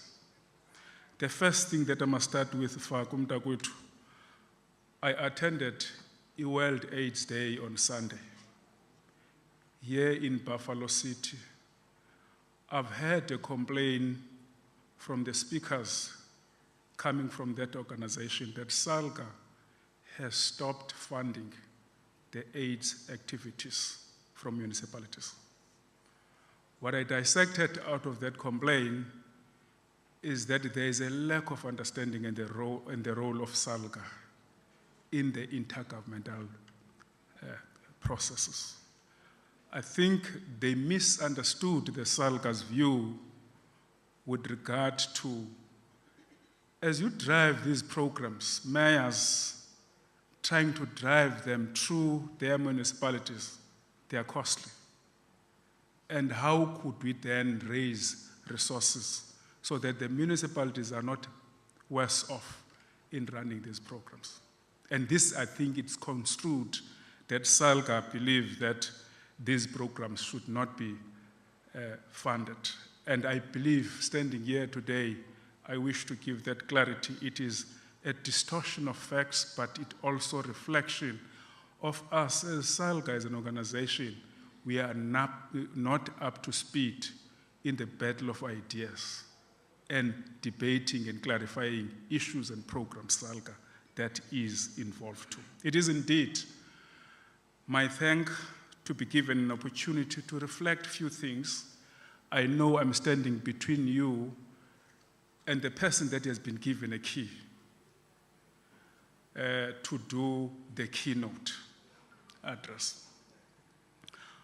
Ndiza kuyibetha ibe mfutshane my 2 notes that I decided to write and prepare coming here. The first note, I'm happy that we have convened this gathering following religiously the Salga Constitution and be compliant on the Salga interest. In the last 20 years, there were leaders of Salga that have came and gone, and they've created a solid foundation for the association to go and meet all challenges of the time.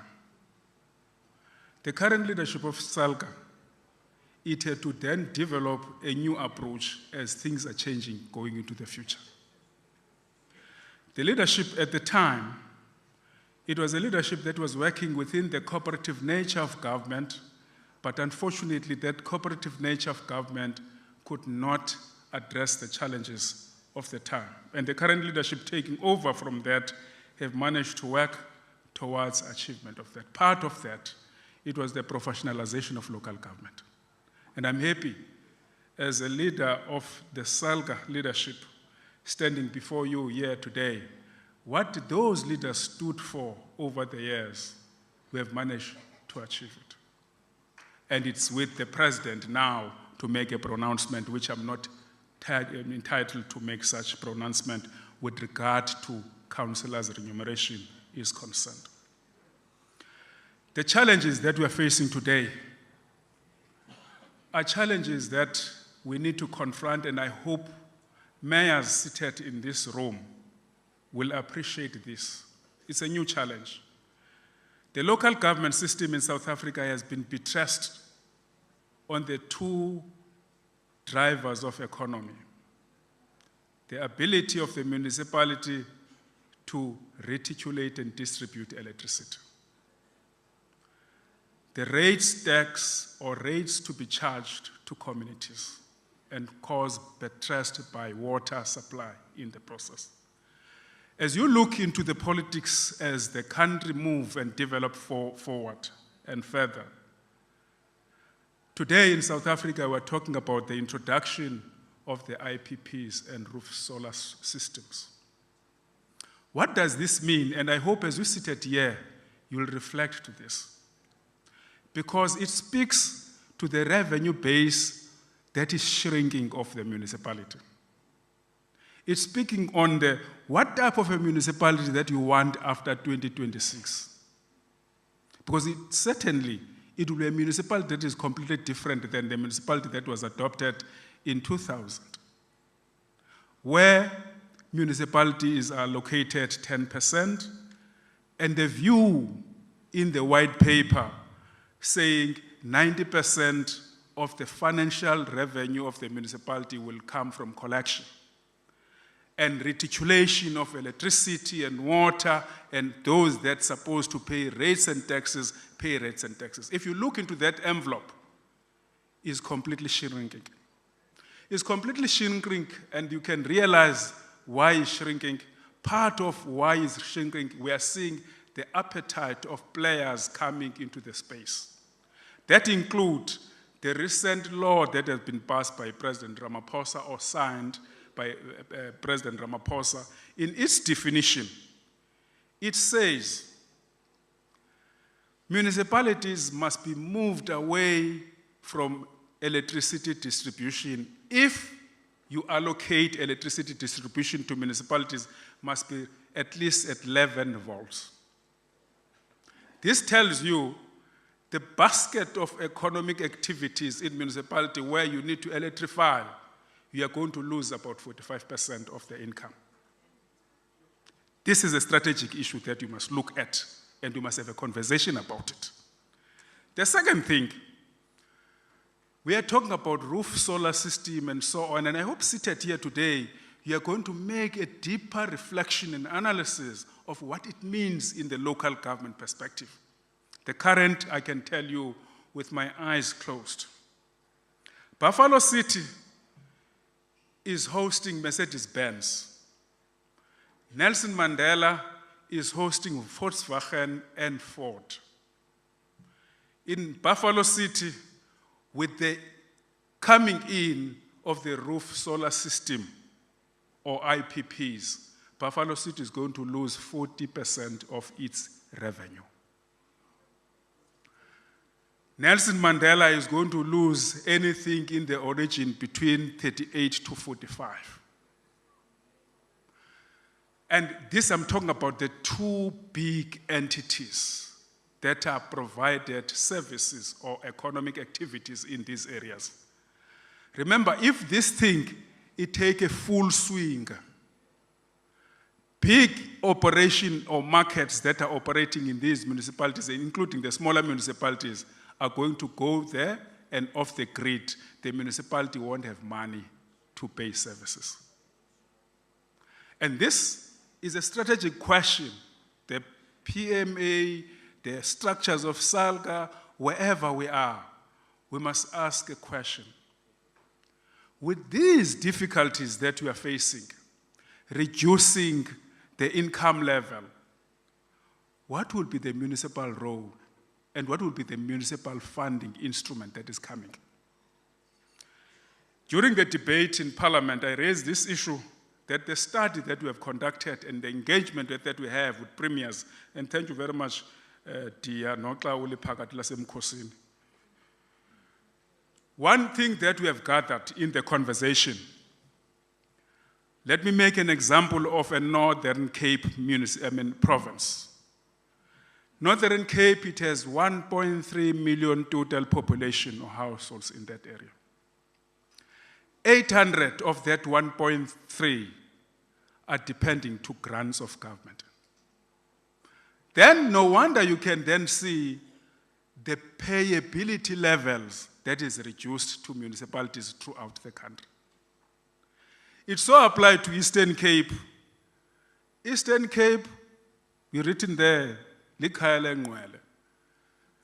Eastern Cape is a supplier of labor to Gauteng, to KwaZulu-Natal, to Western Cape and all other provinces.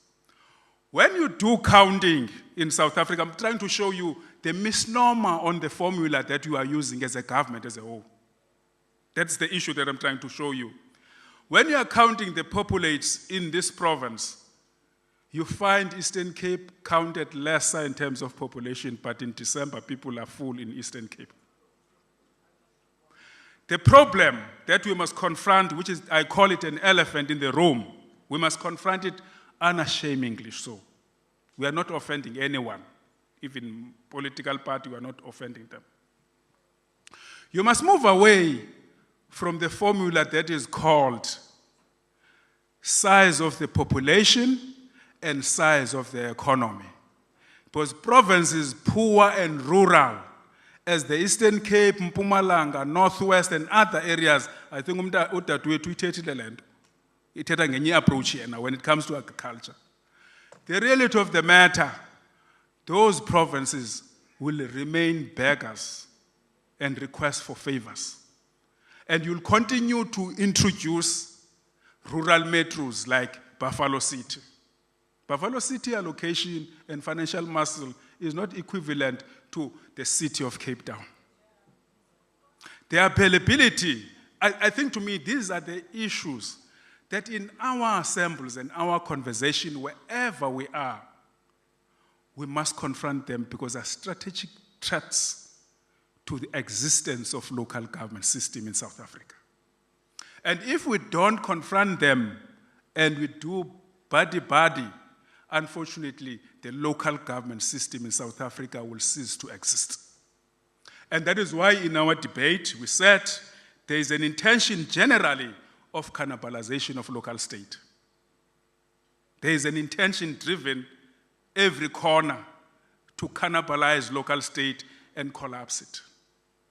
And we are doing this mindful of the fact that local government is the closest sphere to communities. But our conduct and operation is completely different than that understanding. My definition, Jola, because ndiyayazi umane undilwisa yonke le mihla, mandiyixele le definition yam. I-definition yam ithi, local government, it's like your legs. Your legs takes you to a destination where you want to go. But your legs doesn't decide where it wants to go. It's the brain and the heart, through its coordination, that decides that it wants to go to Buffalo City to attend a PMA. And then both the brain and the heart instruct the legs to transport the whole body into Buffalo City. So the whole body, it becomes a government. That depends on local government, which is the legs. Now, when the legs are weak, the whole body won't reach its destination. The dream that we are talking about, better local government and better things. On the other side, you cannibalize local government, you weaken them, your body won't reach a destination of a proper service. It is important for us in all time, as we theorize this, we remember there were reasons to build local government. And I'm saying this, my input is really celebrating the life and times of Riono Luchungu and Zwendlala. Riono Luchungu, when he joined Salga, there was stampede and chaos in the local government. There were strikes almost every day in local government. When they enter into the sector leading Salga at administrative level, dealing with issues of labor at the time, they've created a stability in local government sector. That is why, as we celebrate their lives, as we sit here remembering them, we dedicate our contribution to the tireless struggle and commitment that they have in the local government sector. And I'm calling on you that we must have that same zeal, commitment in rendering service to our people. Our people are important assets in which they make me and you to be elected as councillors. Without them, there will be nothing. There will be no councillor, there will be no premier, there will be no president. So our people are the important people that we must, at all material times, vibrate and work with them. And make sure that their challenges and difficulties that they are facing are addressed. If we do that, we'll be responding exactly to President Mandela when he launched Salga in Durban. It is our responsibility as local government practitioners to all material times to vibrate and work with our communities. If we want to do that and we want to challenge that, and I see uDia akasa report nasebukhosini ukuthi uyahamba uya ku-investors uyofuna investor funeka report lokho enkosini esebukhosini uthi inkosi mhlekazi mntanegazi ndiyofuna i-investors. Now what I would want you to look at and change, leadership, mayors and everybody, masistophe lento okuchovana namaphepha as officini, masihambeni siyofuna investors to change conditions of our people. Masilwe noDia in the Eastern Cape, silwe no-Ola in Gauteng, silwe noNtuli KwaZulu Natal, ukuthi nxa uzane investments mandikulandele ekhondweni si-investe kwenzele ezi investment zingaweli engceni okanye ematshini. Umfundisi ukhona obukhona bengixelele ngelizwi lenkosi.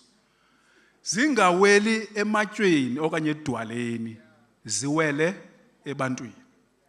Yiyo lento ke Dia, on behalf of Salga, I'm very worried about our strategic posture as a country. In South Africa, for the first time after many donkey years, will be hosting a G20 rich countries. And I can certainly believe that the decision will be hosting in the Cape Town or in the Gauteng. What about a poor municipality, Ecala, Engcobo, and any other municipality in Mpumalanga and so on, and invest infrastructure? In fact, into kuthiwa development iyagayidwa iyadirectwa. Ayizweli la kumoya ongcwele into kuthiwa investment. Investment, those that are responsible with leadership, as they attract investors or investment, it must be directed to areas that are poor. There are areas in South Africa leadership that we may dream and we may hit as hard as we could. They will never turn the tide because they don't have a revenue base. Currently, we are in fight with the demarcation board. There's a municipality in the Free State called Kopan. It's a very small municipality, 9 towns in that municipality. They are dividing it now. That municipality in the current moment, it's only depending on 7 households to pay services. So you hope the municipality will then make magic and turn a much zonka. We must have a different way of thinking.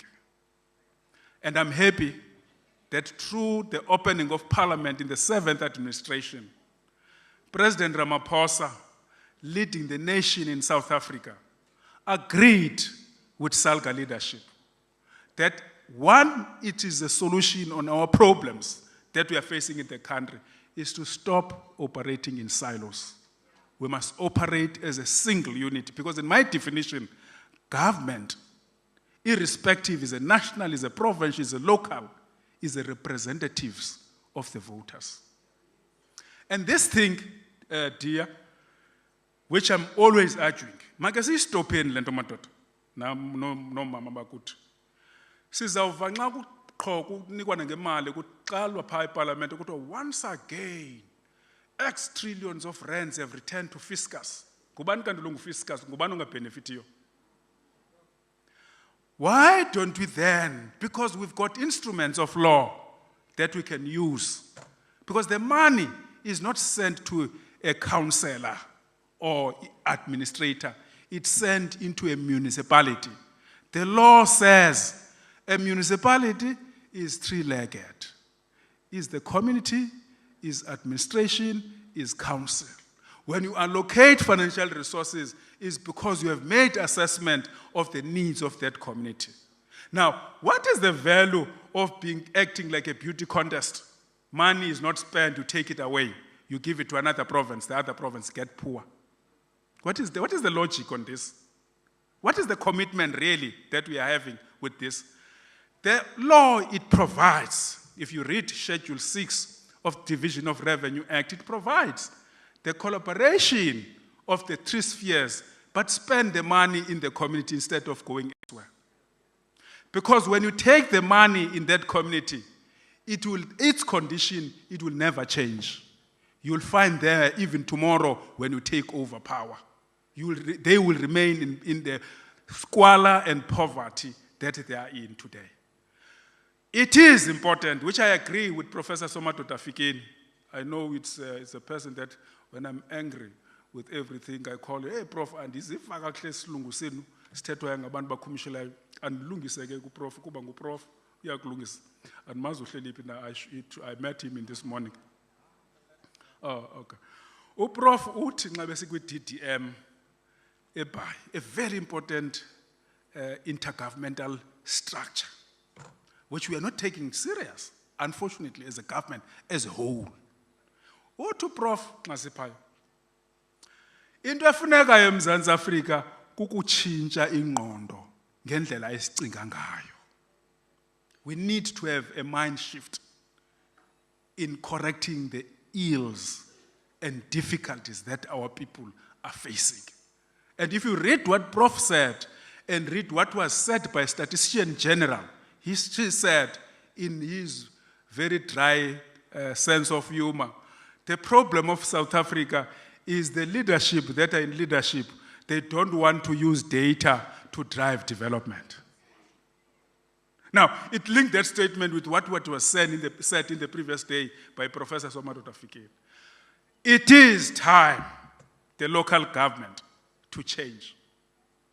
And we have an opportunity to change. And let me add to Kumtakwetu Premier by thanking you to give us El Phakathi Lwakajolo.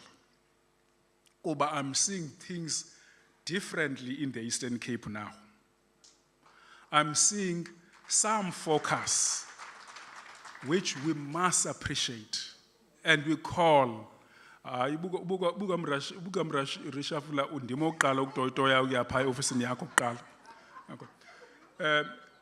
must look into the energy that is put into that department. Nogqirha ke ndimthanda kakhulu apha kodwa nguDr. Mlokuthi. Wena Dr. Mlokuthi wenza into ezinhle kakhulu sazilahla endleleni ezonto. I wish leadership using Professor Somato Tafikeni's wording. It is time now to change and shift our mind. Our mind, it must focus to real issues. Other issue that I wish to say to you, you must look and invest, and it is my wish, after I look into your statement after this PMA, mayors going out as a go-getters, as investors, as agents of change, lure investors to come to area. Mayors and council as a whole to lead a clean town. I'm saying, Premier, I wish I will impress to the MSC because uyayaziyalwa mna nayo. Kukwinto esasilwa ngayo pha yase Enoch Mgijima. Ndingayazi kutheni Enoch Mgijima niyileqa kangaka. The issue is that if our towns are not clean, leaders, there is no investor who will have an interest to land into your city. It must be in our mirror as mayors, as councillors, that we must clean our area. I know, dear, every time nangoku benibe eChina no President Ramaphosa, kukho into eningayifundiyo pha eChina. Andiyazi kutheni ningayifundi lento kuba niquqa nibiyelela nixelisa izulu laseMthatha. Andazi noba likhona izulu na eMthatha anyway. Nantsi lento ningayifundiyo kakuhle. Endinqwenela ukuthi uMSC ake sibe ne-conversation naye. Performance indicators of each municipality and performance driven by a mayor. And part of the performance in China for them to succeed is to assess a mayor of number of investors that they have brought into her municipality. Can you introduce that? Mhlambi Eastern Cape makiqala kuba sithi siyi-province engqwele. OMandela nabanye bazenzile indima zabo. Umsebenzi okhona ngoku ngumsebenzi wethu. Sithi ngoku kufanele sibhale eyethu history. Part of writing that history, we have made municipal system as an activist center that it address the challenges of our people. So that MEC in this interaction with mayors, part of our assessment is mayor zonke, phaya kula masipala wakho hluphekileyo, uze ne-investors ezingaphi. Enye into ke mna endiyinqwenelayo engaske niyixoxe, ndiyinqwenela uyibeka apha elibala kuni. I-Eastern Cape inezanto kuthiwa ziyi-windmill, ezanto zibhabha lamaphiko ajikelezayo. Kukho ne-roof solar system ezikhona. Ithini percentage shareholding kamasipala into those within a period in which your revenue base is shrinking? What is our strategy? How do we respond to these issues? Because we'll never reverse them, but we can play along. And part of playing along is to use Professor Somadoda Fikeni idea, change our view, look things differently. Because yesterday is not the same as today. So that is another issue to me that I would wish to put before this meeting. I must accept that the work that we have done, we have traversed and we have made significant contribution. Today, at long last, our government, led by the President Ramaphosa himself or himself, we agreed that the white paper on local government must be reviewed. As a result of that, I'm part of the leadership in looking and presiding over the reviewal of white paper. It's a long project leadership that we must put our heads together. We must work with the institutions of higher learning. I directed Stole on this. Part of partnering with institutions of higher learning is to look and solicit ideas and views on what type of white paper that you want to bring. The white paper of 1998, it says 90% it will come from you. And since the establishment of the municipality to date, the money that has been shortfall in the municipal space, it has been 1.5 trillion rand. So it tells you that we may have ambitious ideas and views, and the situation that we are living in, households are unable to pay services. Other issues, I think, are issues that the chair of the province spoke about. We must account properly. We must use the money of the public prudently. And the public, which you call it a public, in my view, is shareholders of a business that we're running. These shareholders, like any other shareholder anywhere in the world, would want to realize returns on their investments. The returns on investment on this shareholder type that we have is prudently management of finances, no pothole free, cutting grass, complaint brought, I know leadership, even you became a police and a judge, even a social worker, a person that fought in the house comes to a mayor, and the mayor must be bombarded with that. But what strategies do we then employ for this shareholder when he walks out of that office of the mayor or office of the municipality will say, indeed, I elected a person that represents my interest. Indeed, I created a leader that looks after the wishes and aspirations that we have as individuals. I might sound lamenting, but I'm saying the picture into the future is bleak. It requires men and women of today to realize what is ahead of us before you reach the cliff. Time is now that we must move out wherever comfort places that we might have been. Respond swiftly to challenges of our communities and be real game changers of the situations in which our people are facing. To be real, dependable individuals and leaders that must lead this terrain of struggle. And if we do that, we'll be responding to Dr. Mandela's word when he directed us and instructed us in the inaugural conference in Durban, that in whatever that we do, it must be of the interest of our people. whatever that we do, it must be of improving the livelihood of our communities. I wish this PMA success. I know I lobbied the Premier to go and be part of opening a golf. I understand, Chair, the message you directed me, and the very bad thing is that the Chair is directing the President to come, so it's a very bad direction. So I was trying to pass this direction to the Premier, and then he says, no, he won't be able to go and play golf on the day because it's outside. Good luck in your endeavors. Focus in clean towns. Go get out there and invest. Loot the investors. Hold the Premier on the jacket. Hold Salga. Today is Salga. Not yesterday is Salga. Today is Salga on the jacket. We must go and invest. If true investments, the life of our people will be different than what they are today. Thank you very much. Thank you so much. Thank you so much, President.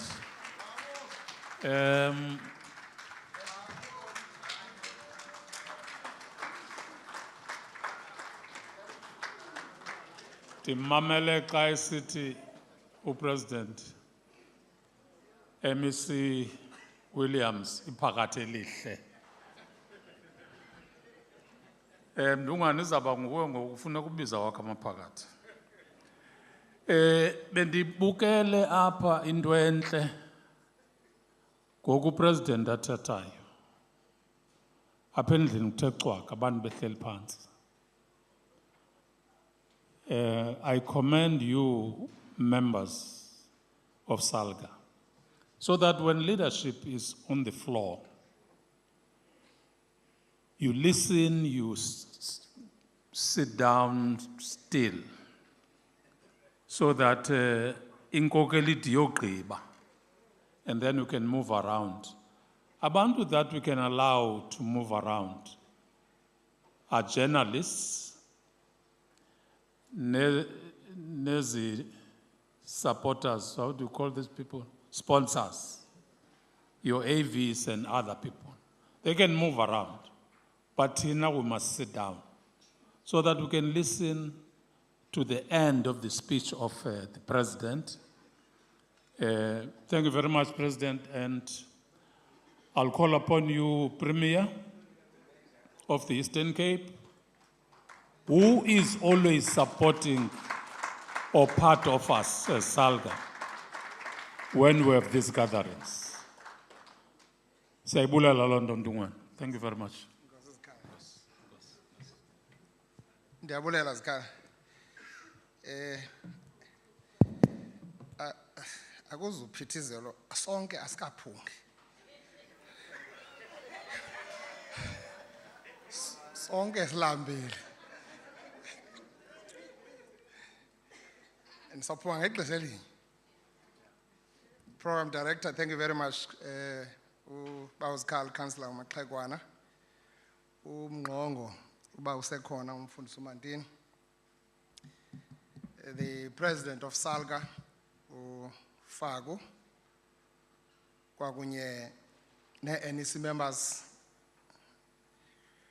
the Salga Provincial Chair and the PEC, MEC for Cogta and the Deputy Minister, Mafago, mayors and councillors, executive management of Salga, invited stakeholders, ladies and gentlemen, good afternoon, and molweni ephondweni.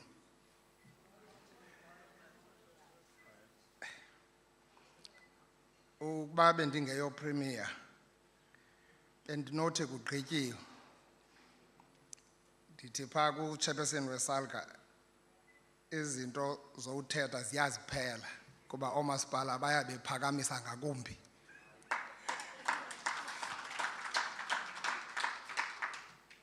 So kukabathi pha yo safa nkosi kungxoliswa into zongxolela zizawuphela abantu bazawudinga into yothetha. Prof Fikeni Mxesiwe, into endizirhalelayo nje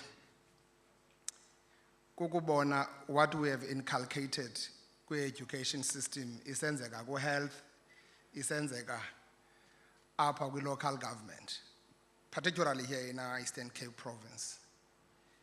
Phaa kwa-health noba kungasandi ngekho, kwa-education, noba kungasandi ngekho, noba ugade kungasa engekho. We have taken that work to schools, and the work is done by school principals. The competition is there. That's a culture we have inculcated. The system is maturing. Iyazirana ngokwayo. That's why we are likely to be 85% and above, as they will be issuing results now. But for the first time, we trial exams, we have never been above 80%, and already we were at 82% nationally. Sesingenayo nenye district lower than 70%. Kodwa ke, Fago uthetha ngelesson yase-China. Phaa e-China Fago kuyakhokelwa. Akumoshwa. Uba umoshile kwenziwa umzekelo ophilayo ngawe. Ndike ndabona nakwelinye ilizwe bendiye kulo kukho a wall of shame. Njengoba nina nine-walls of fame here. Kukho i-wall of shame. Ba wonke umuntu ebebanjiwe ebeyimali karhulumente ebanjelwa le uthweni wawugwetywa uthatha uyoxhonywa phaa edongeni iba yimuseum. Zonke iitories ezifika zisuwe phaa. So, napha eChina ke kunjalo. Ubonile ngenye imini uformer president wapha Hu Jintao engena kwi-Central Committee meeting enengxakanyana zakhe ezithile. Wathathwa kakuhle phaa Prof Fikeni. Wanikwa imbeko yakhe yofunqulwa kulaa ndawo. Wakhutshelwa ngaphandle wakwaphinda wava kuthethwa ngaye. And ke iChina iyaqhuba, iyakhokela, and is leading that development.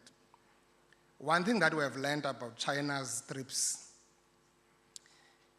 ile ethi phaa kuma-China, if you want to be rich, build roads, full stop. And that's what we're trying to do here. If you wanted to turn around your socio-economic fortunes, work on this enabler, a road network. You improve your economy or logistics and you will be fine.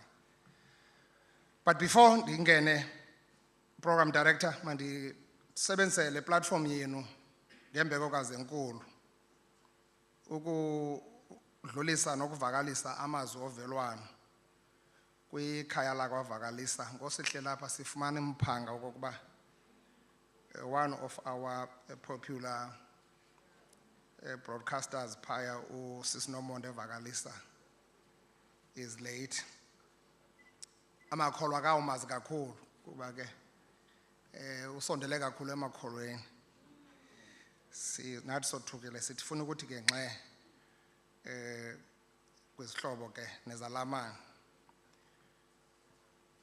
Today, colleagues, I stand before you with pride and responsibility as we gather in the Salga Members Assembly to discuss issues that affect local government sphere and our communities. Cacisile uPresident apho ba umasipala umenjani andozubasangena. But this assembly, colleagues, is very crucial in restoring the image of local government, because in a matter of 8 months, we are going to have local government elections in South Africa. I'm certain, colleagues, that they are going to be fiercely contested, just like the national elections we're coming from. I have no intention of starting an election campaign at this platform. However, I want all of us to use this platform to seriously reflect on our commitments to a society that is just, equitable, and responsive to the needs of our people. We want social cohesion and stability in our communities to ensure a united, a non-racial, a non-sexist, a democratic, and prosperous South Africa. So the chronological flow of these fundamentals are not a mistake, colleagues. They are put like that because we've got to unite our people first to create this social cohesion and the stability we're talking about. So that's a country that we are all envisaging, that we're working for. That's a society that we call it the National Democratic Society. So this is what all of us were expected as we navigate the transformation agenda of our country to work very hard on. That's why in South Africa, colleagues, in each and every 2 years, 2.5 years, there will be elections. I know no percentage 18, because that is actually part of our DNA, our democratic DNA system. So uniting our people, addressing the national question will definitely guarantee the democratic dispensation that we want. Kungathiwa xa ufumene u-40% uthi elections zirong, mazingadeklarishwa ilizwe maliphele because wena ubulindele uphatha 50% and so on. So this is what our people have liberated to, and they've liberated themselves as well too. But before I do much further on this, colleagues, let me indicate that on Sunday, as President said here, we joined the Deputy President of our country, the President Paul Mashatile, for a very successful National AIDS Day and the launch of the Global Alliance to End AIDS on Children by 2030. We have launched, and we are the first province to launch this chapter, this Global Alliance, committing ourselves. All others are going to follow. As a province, we have made a good progress in the fight against HIV and AIDS. So health outcomes indicators are showing us that there's a longevity, elongated life expectancy in our people. So a couple of our people are able to reach 70 years old and all that, something that was very rare in the past. We have a 64% reduction in the new HIV infection since 2000. We have a significant decline in AIDS-related deaths with 54% decrease overall and 95% reduction among children under 15. We have success in the prevention of mother-to-child transmission progress, achieving an 87% reduction in a new infection among children. Despite progress, our province colleagues continues to face challenges that demand urgent attention.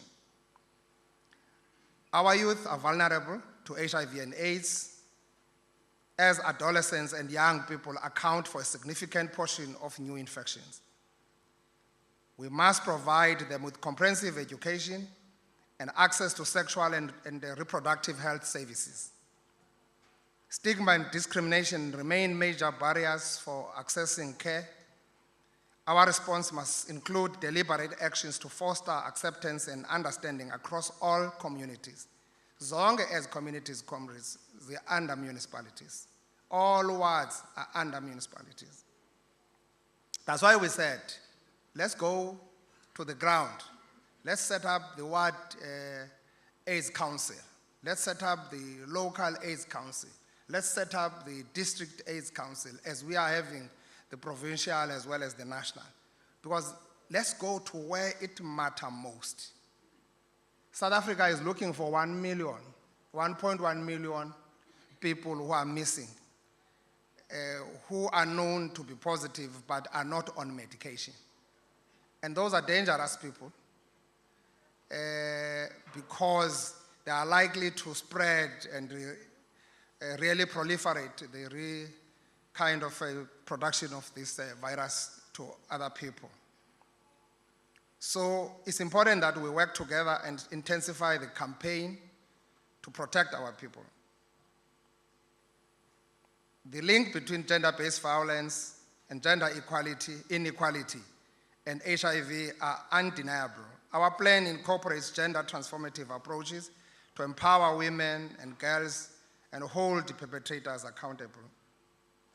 We have now developed the Eastern Cape Provincial Implementation Plan for HIV, TB, and STI 2023 to 2028. This is a plan bold. This is a plan that is bold, people-centered strategy designed to accelerate progress towards eliminating these diseases as public health threats by 2030. Municipalities are key to the implementation of this plan. Hence, we urge you to establish local AIDS councils, as I've just indicated above. So we've got to work together, colleagues, in ensuring that we are recreating a healthy society, a very productive society, because ibanga baba sebenzi abekho right, akuzubakho lula emsebenzini. I like repeating this thing, Prof. Figeni. Mercedes-Benz and Volkswagen, they've got 1% account for absenteeism. You are now Public Service Commission, you will be dealing with these stats in details. Government struggles to reach 60% in terms of attendance, or work presence. Xa ubajonga abantu bakasebenzi kukho izitori ngezitori. Abanye ba suspended for 3 years, government has spent millions, behlele emakhaya napha kwamasipala kunjalo. Abanye bayagula, abanye bayagowa, kukho esifo sikhoyo kuthiwa ngumgo sitsha. Abanye bayagowa. La nto yomgowo ke ngoyinto endixakisa ngayo ayinamntana ayinantoni ke ndivunje into ena 10 years ithi ndiyagowa. Kuba sisifo esingena age lo mgowo, kodwa sisifo baba siyafika kanti sijonga. So urhulumente unabasebenzi abayi 40% ababhatalayo, even more than that, who are not productive for a number of reasons. So I think there are issues to follow up on that. Ndithi ke mna abasebenzi base-Mercedes-Benz bahlala eDuncan Village, Zikhali, bahlala eMdantsane. Uninzi lwabo njengaba karhulumente. But kutheni kulula kuba uvuka baphangele Monday. Babe ngu-99% emsebenzini, kodwa abakarhulumente Monday bane-Blue Mondays, banezintontoni, kukho izitori ngezitori ezingadibaniyo. So we've got to change, professionalize urhulumente. Urhulumente ke yayikade into enkulu kakhulu, babebambalwa abantu ababesebenza kwarhulumente. Bowufumene umsebenzi kwarhulumente wawuba ngumntu obalulekileyo kwawena, because yayindawo ebalulekileyo. So we've got to restore that. And now it's no longer about local government. It is across spheres of government. Salga leadership and members, make sibambisane nenkosi ekuhoyeni into yabakhwetha. Sebebahlanu ngoku abantwana ababhubhileyo. Yenye ye-albatross, siyayizama yonke into esiyenzayo, but yenye yezinto esirhanqeleyo, real albatross around our necks le. Yokubhubha kwabantwana. Abantwana kuthiwa babhubhe nge-dehydration. I mean, not now, not this, in this day and age. So kukungakhathali. Madoda, masingayenzeni into kokuba sihlukumeze omama to this level. Because zange ndayiva inimba esendodeni. Inimba yikumntu ongumama kuba nguyogcina umntwana for 9 months. Amzise awugqiba amlungisa amkhulise, uzawuqala umbuka wena xa efuna uba na 5 years isekulandela. Uqala uhamba umtyato, uhamba umbonisa abantu uba unyanam lo. Nangu unyanam uhamba uzichaza ebantwini. You see? Ababakhulise baba na 18 years, babanike thina John. Thina abantwana sibaqhomfe nge-8 days. 8 days. Alikho isuko lokaluka elibulalayo. Uba belibulala isuko lokaluka ngethi umntana xa igqibo kwaluka abhubhe. Abantwana babulawa kungakhathalelwa. Ndiyacela ke omeya, councillors zonke, phaya masingathi into yakwakhokta, masingathi into yenkosi. Ulwaluko yinto ye-society, yinto ye-family, yinto ye-household. Let's mobilize, let's create volunteers, let's support each other and integrate. Sibahambele abantwana phaya. Uyabona ke nguna kube early ke ngoku. Xa bebhubha babe bahlanu kuqala uDisemba. Normally badla ngobhubha pha kwi-3 weeks, 4 weeks in numbers zinyuka. I'm worried now at this particular pace.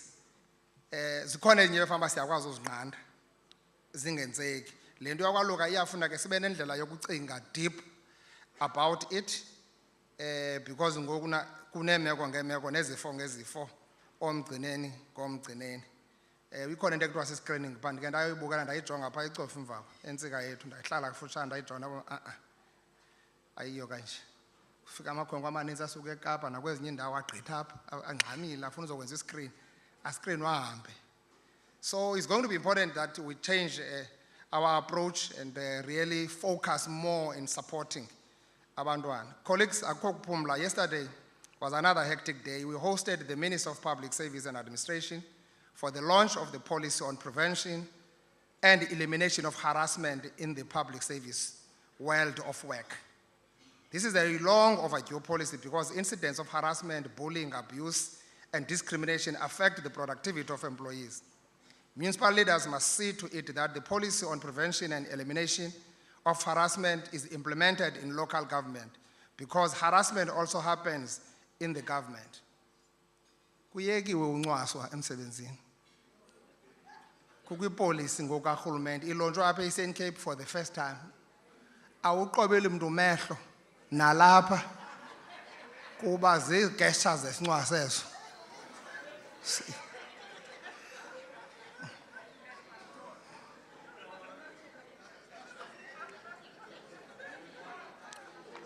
Daniel, of great concern, colleagues, for me is sexual harassment in the public service, where women and young females are asked for sexual favors in return for promotion and job security. I want to urge my male counterparts to desist from this predatory behavior in the workplace. We have wives and daughters, and I'm certain we would not like them to be subjected to such violation of their dignity. Itshintshiwe ngoku na asigxili ncam ku-workplace sithi kwi-world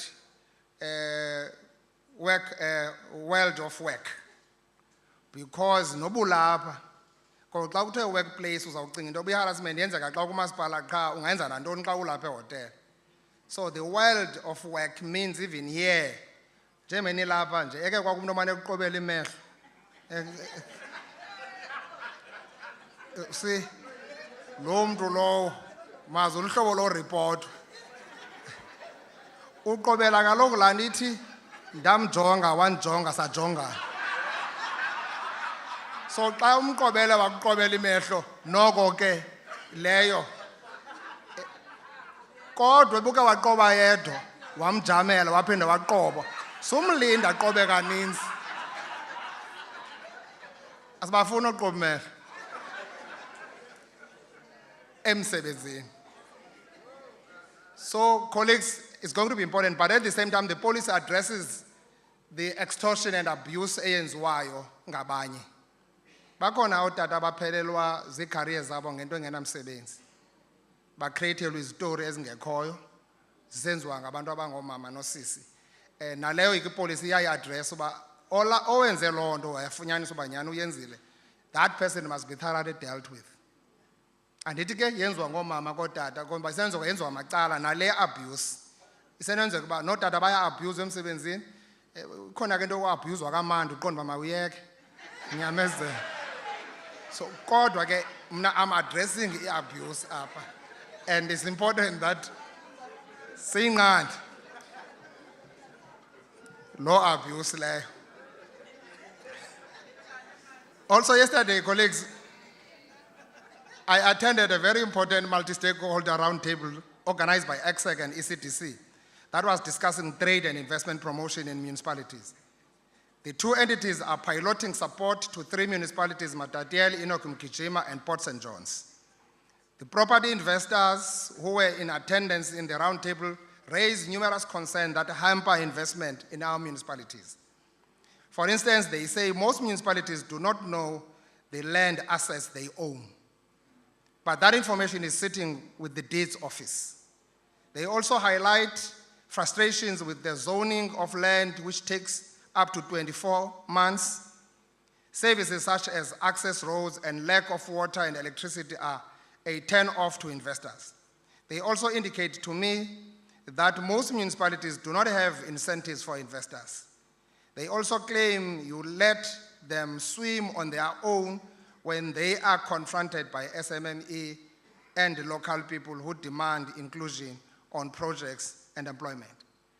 Colleagues, ayizunceda nto into yoba nibe nesinqina somntu othiwa ngupremier ohambe ethetha yonke into le yonke indawo. Last week or 2 weeks ago, we were in Qatar with Dr. Ramkhupa, with Western Cape and Northern Cape, because we are fast becoming a renewable energy hub as this coastal belt, Yase Cape. Ngomso sibheke Japan. Where's the project? This is package leyo sisithetha ngazo. The province that has got an unparalleled potential, Eastern Cape. Yes, Northern Cape does. Northern Cape is more on sun, therefore it means more kind of energy being attracted from the sun and all that. That is your solar panels and all that. Eastern Cape, our value proposition is that you have got sun during the day, you have got wind at night. Hence, we are becoming a home to these wind farms, and we are seeing these wind turbines rolling. 10 years ago, Prof. Fikeni, in South Africa, no one knew that there's something called turbine skills. Today, we are producing those turbine skills, particularly here in the Eastern Cape. But the unfortunate part about it is that they are being poached by the developed countries like Australia and others that are venturing into this space. 3 weeks ago, we were launching a 1.8 billion project of the latest wind farm, Upper Enyaga, Bedford, which has got an off-take agreement with Sasol. As I'm speaking, Sasol has also did another off-take agreement. When you wind farm ANZY, Upper Empof, 9 billion. We are way above 30 billion investment in the wind farm or in the renewable space, President. There was no town called Sasolburg up until Sasol went and invested there in that plant. You are from that area. There was no town called Sasolburg up until Sasol went there to invest. There was no town called Secunda or Sasol 2 up until Sasol went there. What of interest we saw in Qatar was that that Port Yabo, that the first investor that came just less than 30 years ago was Sasol, to unlock a huge potential. Now when you arrive there, they've got a stretch of 30 kilometers dealing with drilling, oil and gas, and Qatar as a country has got an equity in both Shell, in both Total, and so bayayazi land. Uxelelwa ngabo ba zithini reserves zase South Africa, zithini zase Mozambique. The country is approaching a gas cliff in the next few years to come. So no problem. Lebes now yombad is likely to hit us very soon on gas. I've listened to debates there, presentations. They talk about a billion cubic feet reserves. Here we've got 1 trillion cubic feet, TCF, that Total was trying to invest in connecting Mossel Bay down to Kocha. Huge investment. Shell, I met the global leader of Shell also a few weeks ago with the African leader. They've invested on that ship which was going to do a seismic exploration in Wild Coast. They've lost about 1.8 billion. But they say to me, Premier, we are encouraged with your statements. We've been listening, following your State of the Province addresses. We are still keen to go back there. We're going to fight this one until the last court in South Africa. We believe there is something that the world has not yet imagined in the Wild Coast, particularly on oil and gas. But the problem is good. Siyahlala thina singomeya singokhansila phaya. Here is an investor called Shell. Iza kunika into ongazange yabonwa. That investor becomes the problem. Kubantu abasuke eLondon, abasuke eAmerica, akuthiwa zii-environmentalists and greenies. Sithule sibukele. Across the world, the people who are said to be the poorest of the poor are on the Wild Coast. We talk about sustainable development. Bathi abantu bakaShell kum, siyile eNorthern Cape, sadrilla up north, saphinde sayodrilla eWalvis Bay, eNamibia. We have got huge reserve. And in Namibia, Botswana, they are fast overtaking South Africa on this particular space. We've got challenges in Mozambique, as you would understand, post-elections and all that. So, but asiwaqhekezanga amaqanda enhlanzi sidrilile but la maqanda kuthiwa sawaqhekeze Wild Coast akhona nakweza nhlanzi se-Atlantic Ocean asiwaqhekezanga neza nhlanzi akhaye zife sidrilile saphuma ne-oil. So it tells you about our social facilitation, our approach on development. How do we engage our people as the authority? The authority ayikho yogqithe nina apha nibambisene nenkosi so that abantu bakuthi bangaxelelwa ngedevelopment yabo is as a shock. Mabayi anticipate, mabayilindele, bayazi but there is a development that is coming. So siyavana ke no Eskom, siyavana as well no Sasol. Sasol, abantu base-Eastern Cape bazophinde baleqeke belandelana nez electrons. Njengoba usenza off-take agreement, you take our electrons from our own wind turbines, wind farms, you take them to Sasolburg. Sidiniwe ngu-N1, sidiniwe kwa ngu-N2. Noba umbheke north noba umbheke south sifuna uhlala apha e-Eastern Cape sidevelope sibe nobomi oburight into zethu zidibane. So Sasol agrees noba let's have a discussion. I'm going to visit them in Secunda very soon so that we can have a strategic discussion for investment. They must not take our electrons. Similarly to the oil and gas, our molecules should not be taken away if we are able to drill here and be processed elsewhere. So we've got to be developmental. We've got to understand this issue much better. That's why I say, colleagues, let us be preoccupied with microeconomics at our level. Here again, macroeconomics, now Prof, nabanye abantu no kodongwana pa national bayiqhube the microeconomics and how the globe looks like. Thina masikhangele ifactory, masikhangele ifirm, and ezodo zawufuna umasipala athi qoko i-LED ingabi indawo yoku inhlambo yofela amahashi. Xa nifuna udislodge umuntu othile apha makabekwa kwa-LED kuba i-LED akanathenda. And we must stop driving development out of logic.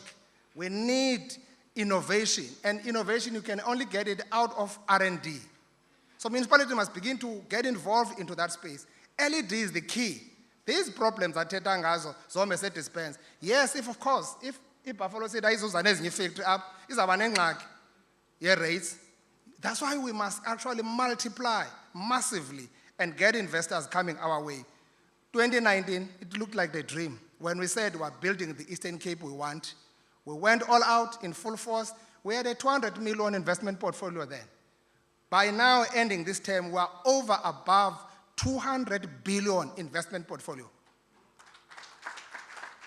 Because we've targeted the economic diplomacy that our country is encouraging. South Africa is a non-aligned country. Its posture on foreign policy. Asilwi nabantu asifuna ulwa namntu. Apho kulwa khona senza peace because sifundiswe peace. Sancedwa saphuma kwinto ye-civil civil wars and other things. You see, at a point when we should have had a civil war. So we've got to approach things in a manner that seeks to help us to move forward. Siyakuba ne-economy ne-currency noba kunyulwa uTrump i-currency yethu iyapotyala kangapha awuyazi noba kukhohlele umuntu ngapha eLondon i-currency yethu apha but ezapha i-currency azinangxaki ziyaqhuba zona. So we've got to build our economy, and what we're saying, colleagues, izakwenziwa nini ke? We've got to push our GDP contribution to the country to the double digits, and we'll do that with these following 5 frontiers that we have articulated for the 7th term. We are saying the time for Eastern Cape to thrive is now. We're focusing on agriculture, agro-processing, on ICT, on oceans, the economy, you name them. So this is where we are looking on skills development, and we're massively working with all sitters now to actually reproduce the skills that are necessary and required and align our universities to produce the skills that we want. Ungathethi nge-oceans economy, unika abantu i-permit base-Wild Coast, ogqiba ungabanika i-boat, bayithatha i-permit bayithengise, baqhubeke bezi-black divers. It's not going to work. So we've got to be quite comprehensive and holistic on our economic approach and invest on infrastructure, as you see, colleagues, on the work that we're doing with roads. Sandra, a few weeks ago, has actually approved about 15 rural roads that we've given them, the so-called provincial roads. We're working with Sandra really rolling out. But problem is no longer into yamadala ngokubona ne-construction mafia.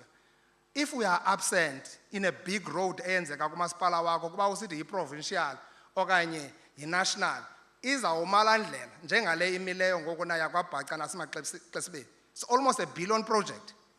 Imile ngoku noba inyanga yesibini. Sihlele court, i-judgment iphumile izolo court, i-judgment ithi unokontraka urongo. Maka kuphinde kubuyelwe ebantwini, i-social facilitation ke ngoku le.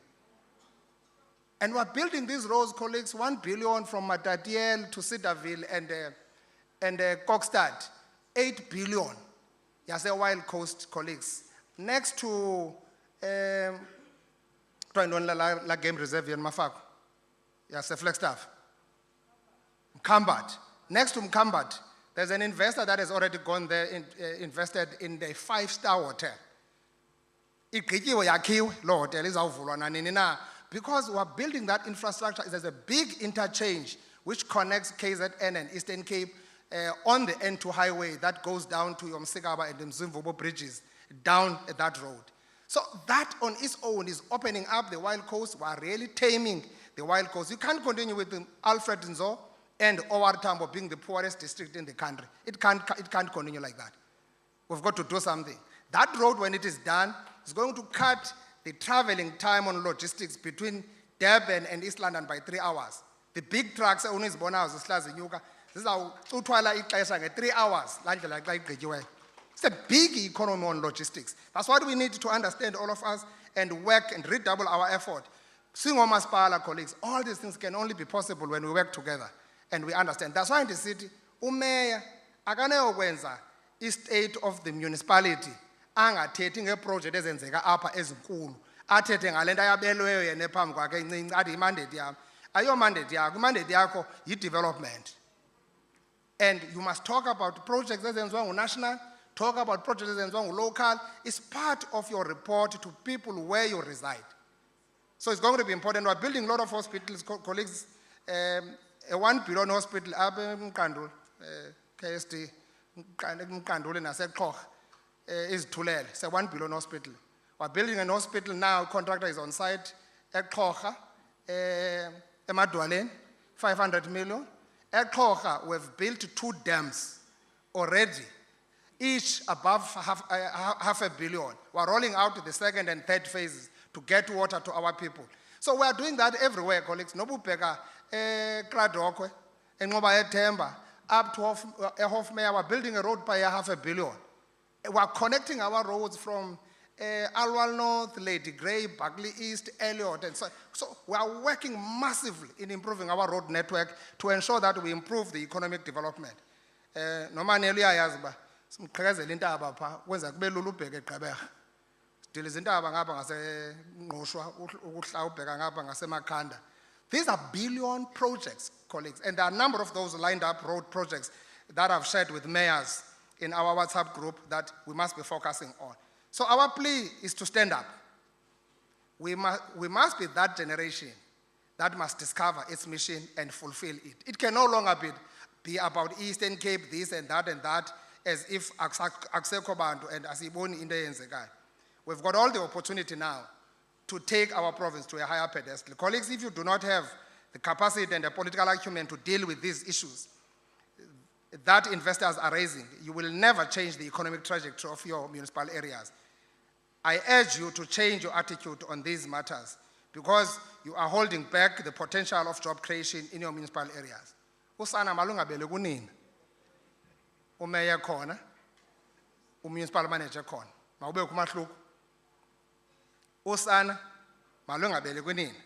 But all these achievements that we're talking about, Prof. Samadoda Figeni, are as a result of your counseling, that we must stop maximizing minimums and minimize maximum. We must stop that. When we say don't appoint a basic person, we mean it. Full stop.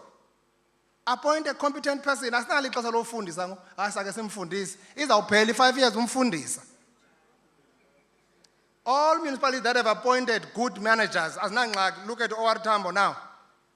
Owar Tambo has achieved unqualified for the 2nd term after so many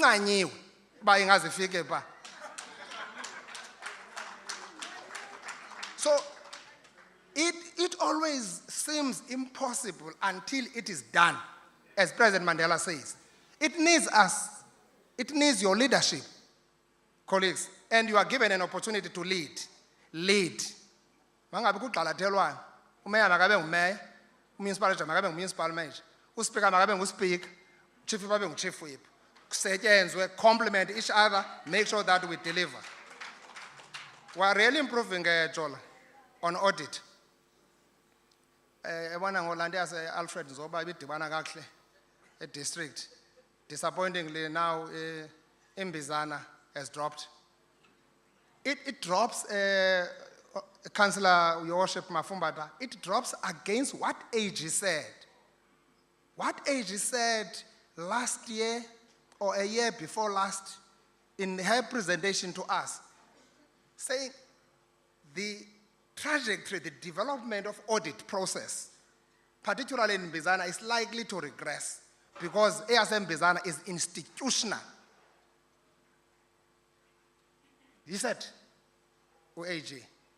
But I know where we create some problems of instability and all that and we lack focus, there will always be such issues. We need stability. Look at Mbaje, Bokelwa Imola, Bekzakwa Maspala, 300 million. Those investors, there's a lab, Azuki Khautin, Azuki Peshe, got Adaba lab in partnership with other business people. So we're developing, but we need political stability and focus to make sure that we put our people first. All other things zethu zisilandele ngasemva. Sizocela lonto colleagues that let's make Pagamin. Kuthethiwe apha nge-G20. It's a massive opportunity already. We've got about 3 confirmed ministerial meetings that we'll be hosting as a province. Ingxaki into yoba singenawukwazi uhosta president. Into yoba uXi Jinping xa esiza ufuna i-airport yakhe enebhaloni ezintlanu zakhe. Kuba uzawulayisha imoto zakhe, alayishe intoni. No Trump, wenza ngolo, andicela abapresident benu bazahamba ngebhaloni. Ndazi isibhaloni zam abantu ndithatha ngabe UAE, anandithuka, nageza, ndanijonga. Ngoku nifuna uhosta niyahosta njani? Buffalo City should be entering into a serious discussion, as KZN did with Durban. Relocate an airport engazukhula. Sinento it was the international airport called Gqeberha ekungahlali Boeing. The only place in a Boeing in the airport ilapha eBulembu. Sahlala zana izinto ndazoyika ngoba beningaqelele nto. Endizifuna zona zize kodwa anandithuka. And we were saying, Prof. Fikeni, we are declaring, we agreed with Home Affairs for port and entry, we agreed with transport. We are declaring that airport as a cargo international hub. UAE and other countries are importing more than 90% of what they consume because by desert, abanandawo yolima, abanandawo yothini. That's why nububheke pha, nububheke Dubai, ubuzawubuya, akuthi ibhaloni ayigcwelanga, ayihambi. Kuba ayigcwelanga, iyakuzisa nobuwedwa because ibhizinesi yabo ayikokuzisa abantu qha, kuzothatha ukutya eSouth Africa kubheke UAE. Iitrucks zase-Eastern Cape zilapha ku-N1 zifolile zilayishe inyama eyapha. Singu number 1 in the country in terms of goats, sheep, pigs, inkukhu, inkomo, igusha. Singu number 1. Kodwa singu number 5 to produce red meat because we have not focused on agro processing. That's what we need to deal with. These are real economic issues that all of us, we must be framed up. And sifuneka omasipala aba bakwazi uma ngenyawo. Usuka namhlanje uba ubungayazi LED into uthini, yazi LED ayo tourism. It's a serious program that must be lifted. Yes, tourism is about marketing towns and marketing cities. Umeya waseNgcobo, ubungahamba umarketa ndizomarketa i-AB Xhuma, ungaxakeka uhamba ubuzwa ngabantu ba yintoni kodwa bangaba umarketa iNgcobo, iNgcobo idolophu. Ugqibela umarketa pha. Kukho umfo ethengisa amayeza pha Prof sikhwele kwizitayile uxinene phaya namakhamba nentontoni zonke into neparafins kwalapha ubhekela manje uhleze kakubi ifika la nto ikhwaze first nithengisa amayeza ithi nali iqwile nanku umthombothi imfene ichame kusasa nje thethe ukuthi umchame emfene ufresh So there are serious marketing skills that you will always get. But I'm just showing you, colleagues, that the work that we must do, we must never take it light. Yes, government is trying, putting up a lot on small town revitalization. What I want to share with you, government nationally has agreed on something called fledging and front loading. According to umasipala akakwazi kuba uyayazi imali ozawuyabelwa in the next 3 years noba incinci kangakanani na. So Treasury agrees and says now we can go and ask so that we can get DBSA and others packaging our projects so that umbane besawufakela 3 years sufakele ngoku because we are able to commit. So those things are open are there. But we must focus on skills development. Omasipala mabaqinise unity zabo zokuqinisekisa into yoba we are able to partner with SITAs and everybody else out there and get as many young people reskilled and retrained in our space for development. So we need municipalities, colleagues. And safuna le ndithi district mafako ewe must coordinate with district. But the authority le umeya we local akacunzulwanga kumeya we district. So funeka xa usebenza ungathi akho district ngenye imini uvuke uyazi uba uthi ungumeya ungupresident apha ungupremier uyintoni wonke umuntu ofikileyo angqishe ecala kwakho. Colleagues, we've got to work together to fight crime. What is painful is that in the latest stats that was released, we are #1 in the country on gender-based violence and femicide. Amadoda ase-Eastern Cape ababulelela ntoni abantu abangomama. It's a serious question that I've said the tertiary institution must also look at them and help us. Ndiyayiva le nto yontswelo msebenzi indlala. Ayikho indlala eyogqitha indlala president esikhulele phansi kwayo apha South Africa. Ayikho sikhulele phansi kobugqwayi bobunzima bendlala akho umuntu ayirape abantu ngenxa yoba ulambile. So these were taboos in our society. So let's get into campaigns, go back and mobilize our people, work with South African police, and maybe that we're dealing with in the asemthatha. Ithe cwaka. Mna amapolisa ndibaxelele qha into yoba uba uthi makalale emephaya angalali mlalisi. So uba bezawulala ngesisu kakuhla nabathi. Xa umlalisa ngoba usenolala ngomqolo, usenolala ahlabe ngentloko phansi. Wake wafaka isandla usithi makazixhome asifake epokotini isandla muyazi bikhona ingxaki noba uzawukhupha ifish knife noba uzawukhupha iokapi dilishana naye ngendlela emfaneleyo kulaa ndawo. Ngeke sigrogriswe colleagues sikhokele. The fact that we are where we are, people are losing confidence. There's a trust deficit issue. Ingathi akho bantu. We've got to stand up and push back as much as we can. We have got every trust in Salga, in empowering. I'm happy that Salga was on all these programs, President. Salga was on the World AIDS Day. Salga has been there even in the ECDC, in the launch, Salga was there represented effectively as well. So Salga is there. We feel it. Enforced bylaws. Yeyenu le ma comrade. Kodwa awuzu enforce into engekhoyo. Into yokuqala kuba wenza bylaws. Isizathu esibangela uba kuthiwe eWild Coast kubekho idecree yaseTranskei ethi abantu mabangokhi okanye mabokhe a kilometer away from the sea. Elalwandle kuthiwa yiWild Coast, not by accident, it's scientific. Bubundlobongela belwandle. Yabona njengoba besophula umthetho ngebezihambela bokoka phezulu kolwandle. Mhlawula lwandle lebagubungelayo kuzawuphinde kuthweni urhulumente uthe. So it's important you set up bylaws. If abantu uyabavumela makubekho indlela yokwakha. That's why kwezi ndawo zizi-urban areas funeka noba uzawukokha indlu uthathe iplan yakho uyise kwamasipala i-approve iplan yakho because kuprotectwa imeko ezinjengezi. So le nto ezi-bylaws kule nto yeziphaza shops nezinye izinto kuthethwa ngazo is important. President has given an overall guidance in the country, but it's important that where we are and where it matters most, we stand up, colleagues. That's why I've said qua education. Last year, Professor Madoda Fikeni, we have built 100 schools in the Eastern Cape. In this term, I'm sorry. This term is the 6th term, 100 schools. And if besibethe ngale pace, kuzo zonke iziterms egqithileyo ngezingenayo into ekuthiwa yi-mad school. Uba we are able to build 100 schools in a term, and kwezaa zikolo zekhawayo sithi Njembe kukho mama abahlele egeyithini abathengisayo nabathenteni. Phaa esikolweni makokhiwe into ekuthiwa yicanteen. And laa canteen mayingenziwa ibe into yethenda. Lo mama ebevuka every day ebethwa ngamaqhwa ahlale phaa funqula yena uyomfaka phaa uthi nansi indawo edecent yakho. Afike economic development amnike vending machines intontoni to improve. That's how you develop entrepreneurs. La mama akafuni tender. Uyi-entrepreneur wenza imali ngokuphakama ayothengisa. We did that thing eKariega ndiyolaunch isikolo phaa. Ndafika phaa kwikhandi ndiyabuza uprincipal izawuthini ke le? Hayi siseza kwesicinga sawuthini ndiza kucingisa ngoku ndiyakucingela. Nankuya umuntu egeyithini ngomthatha umfaka apha kule ndawo. Avuka so that umcontrol azokwazi ucontrola isikolo into azithengisayo into ezityiwa ngabantwana. Awuzukwazi ukuthi mabangathengisa aba bantu. Because aba bantu bakhulisa abantwana bajonga imizi and i-economy yethu izawurana through i-SMME. That's SMME is going to create jobs.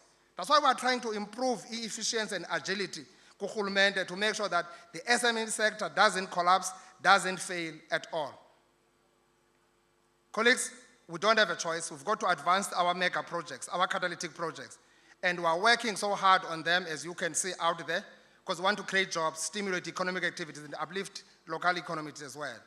These are projects, not just government endeavors. They are the people's projects. That's why development, people must embrace the development.